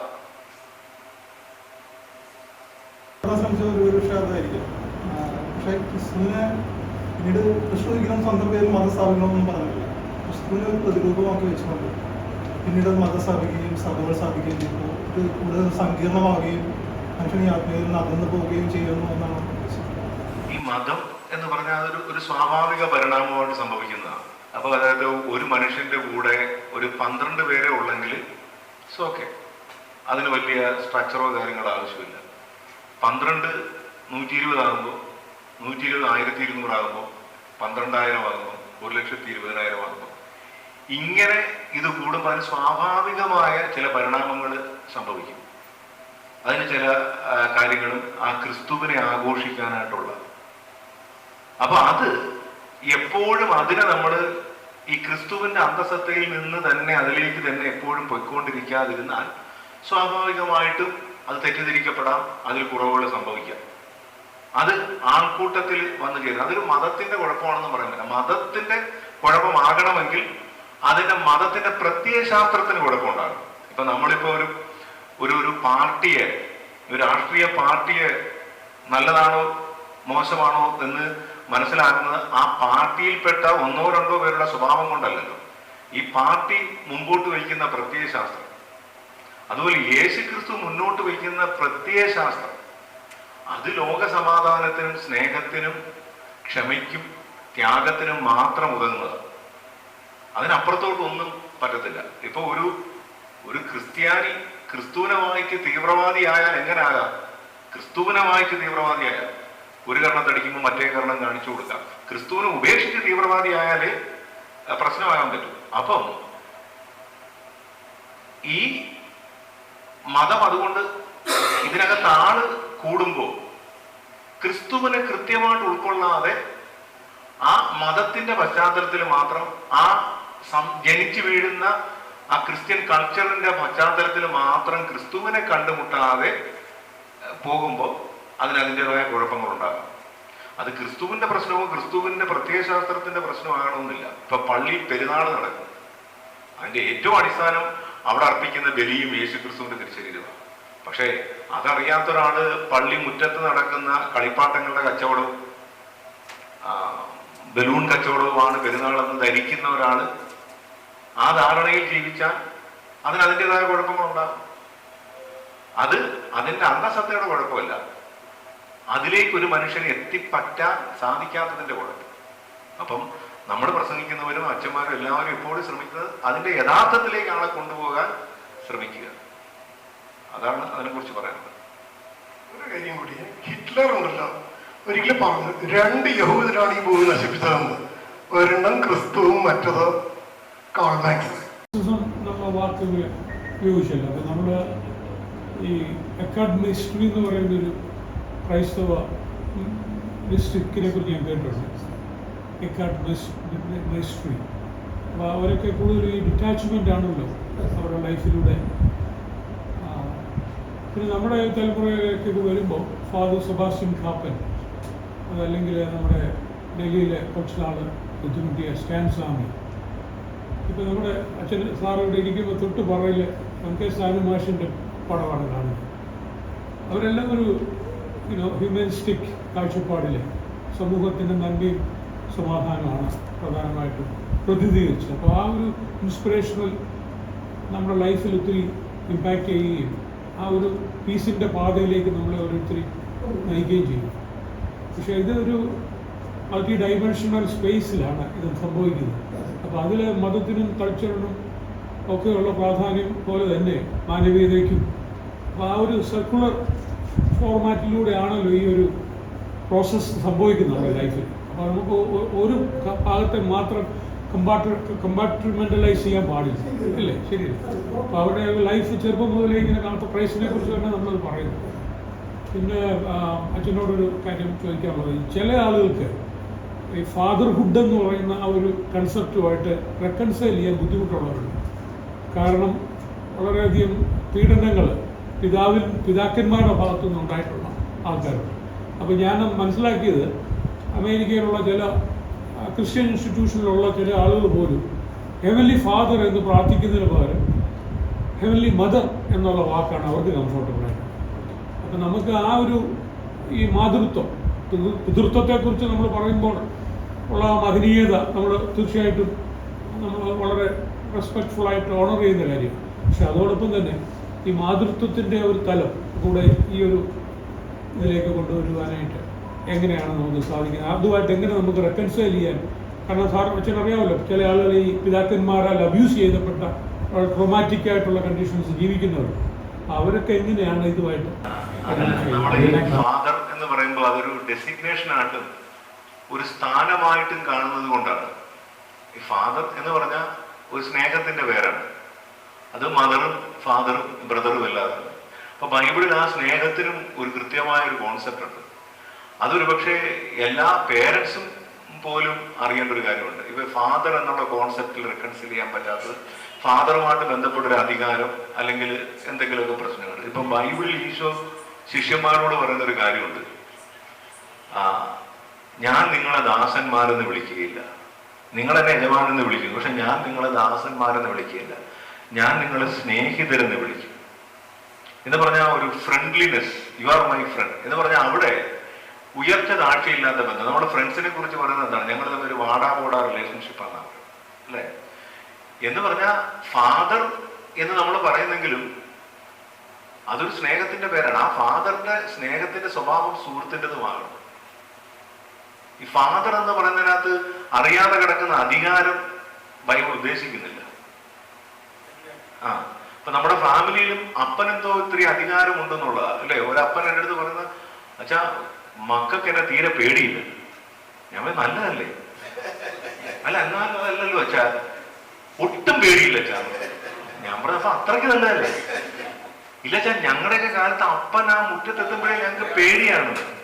ഞാൻ പറഞ്ഞു അത് നിങ്ങളുടെ അപ്പന്റെ കുഴപ്പമാണെന്ന് കരുതിയാ പോരെ, ഇത് ഇപ്പൊ നിങ്ങൾക്ക് നല്ല എന്ന് പറഞ്ഞാൽ അപ്പൻ എന്ന് പറഞ്ഞ ഒരു അധികാരം നമ്മളല്ല. അപ്പം ആ അധികാരത്തിനിരയായി പോയവര് ഗോഡ് ഈസ് മൈ ഫാദർ എന്ന് പറയുമ്പോൾ ആ ഒരു സൈക്കോളജിക്കൽ പ്രശ്നമാണ്. പക്ഷെ ബൈബിൾ അപ്പൻ എന്ന് പറഞ്ഞ സ്നേഹം അതിനെ കുറച്ചും കൂടെ ക്രിസ്തു കൃത്യമാക്കും. അതൊരു സുഹൃത്തിന്റെ സ്നേഹമാണ്. അപ്പൻ നിങ്ങളുടെ സുഹൃത്തും കൂടെ ആയാലും അതാണ് ബൈബിൾ ഉദ്ദേശിച്ചത്. ഉപവിയുടെ എല്ലാം ഉപേക്ഷിക്കലിന്റെയും ഒരു ഫിലോസഫിയും ആ ഒരു അപ്രോച്ചാണ് ഫ്രാൻസിസ് കൊണ്ടുവന്നു അല്ലേ? അതേസമയം ഇദ്ദേഹം റെഫർ ചെയ്ത് സാമുവൽ രായനച്ഛനും ഒക്കെ പറഞ്ഞത് അതല്ല. അതില് സ്റ്റാൻ സ്വാമിയുടെയും അപ്രോച്ചും ഒക്കെ അതല്ലായിരുന്നു. അവര് അച്ഛൻ പറഞ്ഞ ആ ഉപമ എനിക്ക് വളരെ ഇഷ്ടപ്പെട്ടു. പള്ളിയിലേക്കുള്ള പള്ളിയിൽ എത്തുന്നതിന് മുമ്പേ ദൈവത്തെ കണ്ട മനുഷ്യരാണ്. ഈ ജീവിക്കുന്ന സാഹചര്യങ്ങളിലും സാമൂഹിക വ്യവസ്ഥിതിയിലും രാഷ്ട്രീയ സാമൂഹിക സാംസ്കാരിക വ്യവസ്ഥിതിയിലും മനുഷ്യത്വം ഇല്ലായ്മ വരുമ്പോൾ അതിനോട് പ്രതികരിക്കുമ്പോൾ അപ്പം ദൈവത്തെ അന്വേഷിച്ചിട്ട് കാണാത്ത വിധത്തിലുള്ള ആ കോണ്ടക്സ്റ്റലൈസ് സ്പിരിച്വാലിറ്റി സെർച്ച് ചെയ്യുമ്പോഴാണ് അവസാനം വേണമെങ്കിൽ പള്ളിയിലെത്തിയത്. ഒരു പക്ഷെ അവരെ സ്പിരിച്വാലിറ്റി കണ്ടെത്തിയത് ദയാബായിയൊക്കെ ആദിവാസികളുടെ ഇടയിൽ വേർത്ത് കാട്ടിൽ കിടന്ന് പോരാടിയ മാതിരി മാനുഷികതയുടെ അല്ലെങ്കിൽ ദൈവികത്വം നഷ്ടപ്പെടുന്ന മാനവ ബന്ധങ്ങൾ ഈ ആദിവാസി ചൂഷണത്തിലൊക്കെ അവിടെ കാണുന്ന അവിടെ നഷ്ടപ്പെട്ടു പോയ ഒരു ദൈവീയതയാണ് അവരന്വേഷിക്കുന്നത്. അപ്പോൾ പള്ളിയിലെത്തുന്നതിന് മുമ്പുള്ള ഒരു ദൈവീയത നമ്മൾ ജീവിക്കുന്നുണ്ട്. അതാ സാമുദായികൾക്ക് അച്ഛനൊക്കെ ഞങ്ങളുടെ ചെറുപ്പകാലത്തിൽ ഐക്കഫിലൂടെയൊക്കെ പറഞ്ഞ ലിബറേഷൻ തിയോളജിയാണ്. എനിക്ക് അതും ഈ ഉപവിയുടെ philosophy, Vincent Paul society, charity based approach, അതൊരു ക്രിസ്ത്യൻ ഫെയ്ത്തിൻ്റെ ഒരു ഭാഗമായിട്ട് ദാനധർമ്മങ്ങൾ അത് കുറച്ച് വ്യത്യാസപ്പെടണം. അത് രണ്ട് ധ്രുവമാണെന്നാണ് എൻ്റെ അഭിപ്രായം. We forget the original innocence. എന്ന് പറഞ്ഞാൽ നമ്മളെപ്പോഴും ഇപ്പോൾ നമുക്കൊരു ജനറ്റിക്കലായിട്ടും പരമ്പരാഗതമായിട്ടും തിന്മയുടെ അംശം നമ്മളിലുണ്ട്. അത് നമ്മളെ വല്ലാതെ വളരണകളാക്കുന്നു. അപ്പോൾ ആ പാപത്തിൽ നിന്ന് പുറത്തു കിടക്കുക, അതിൻ്റെ ഫോക്കസ് നമുക്ക് കൂടിപ്പോയിട്ട് അതിനും മുമ്പ് നമ്മൾ ദൈവത്തെ പോലെ ആയിരുന്നു. ആ നൈർമല്യം എന്നൊരു ചിന്തയിലേക്ക് പോയി. അപ്പൊ നമ്മൾ ഈ സ്പിരിച്വാലിറ്റിയുടെ ഫസ്റ്റ് സ്റ്റെപ്പ് എന്താണെന്നുള്ളതാണ്. ഫസ്റ്റ് സ്റ്റെപ്പ് എന്ന് പറഞ്ഞാൽ just know your identity. Your identity is not that you are a Sinner.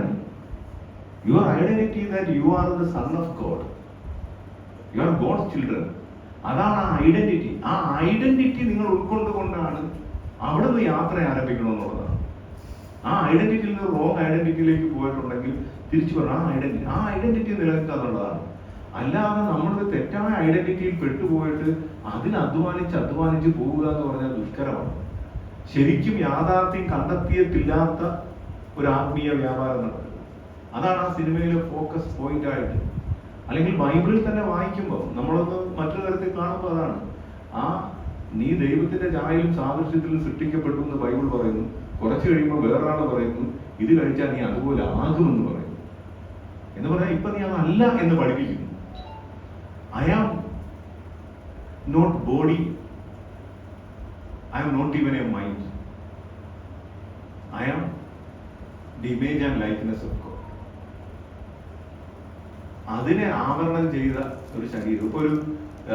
ഇപ്പം ഒരു പുസ്തകം കണ്ടു കഴിഞ്ഞാൽ, ഒരു ബുക്ക് എടുത്തു കഴിഞ്ഞാൽ അതിനകത്ത് കാണുന്നത് കവർ പേജാണ്, ബാക്കിലെ കവറാണ്, അകത്ത് മുഴുവൻ അക്ഷരങ്ങളാണ്.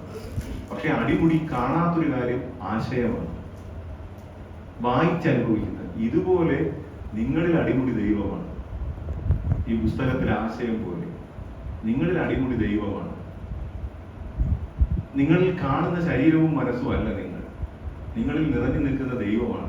ആ ദൈവത്തിന്റെ സ്നേഹമാണ്, നൈർമല്യമാണ്. ആ ഒരു ഐഡന്റിറ്റി നിങ്ങൾ തിരിച്ചറിയണം.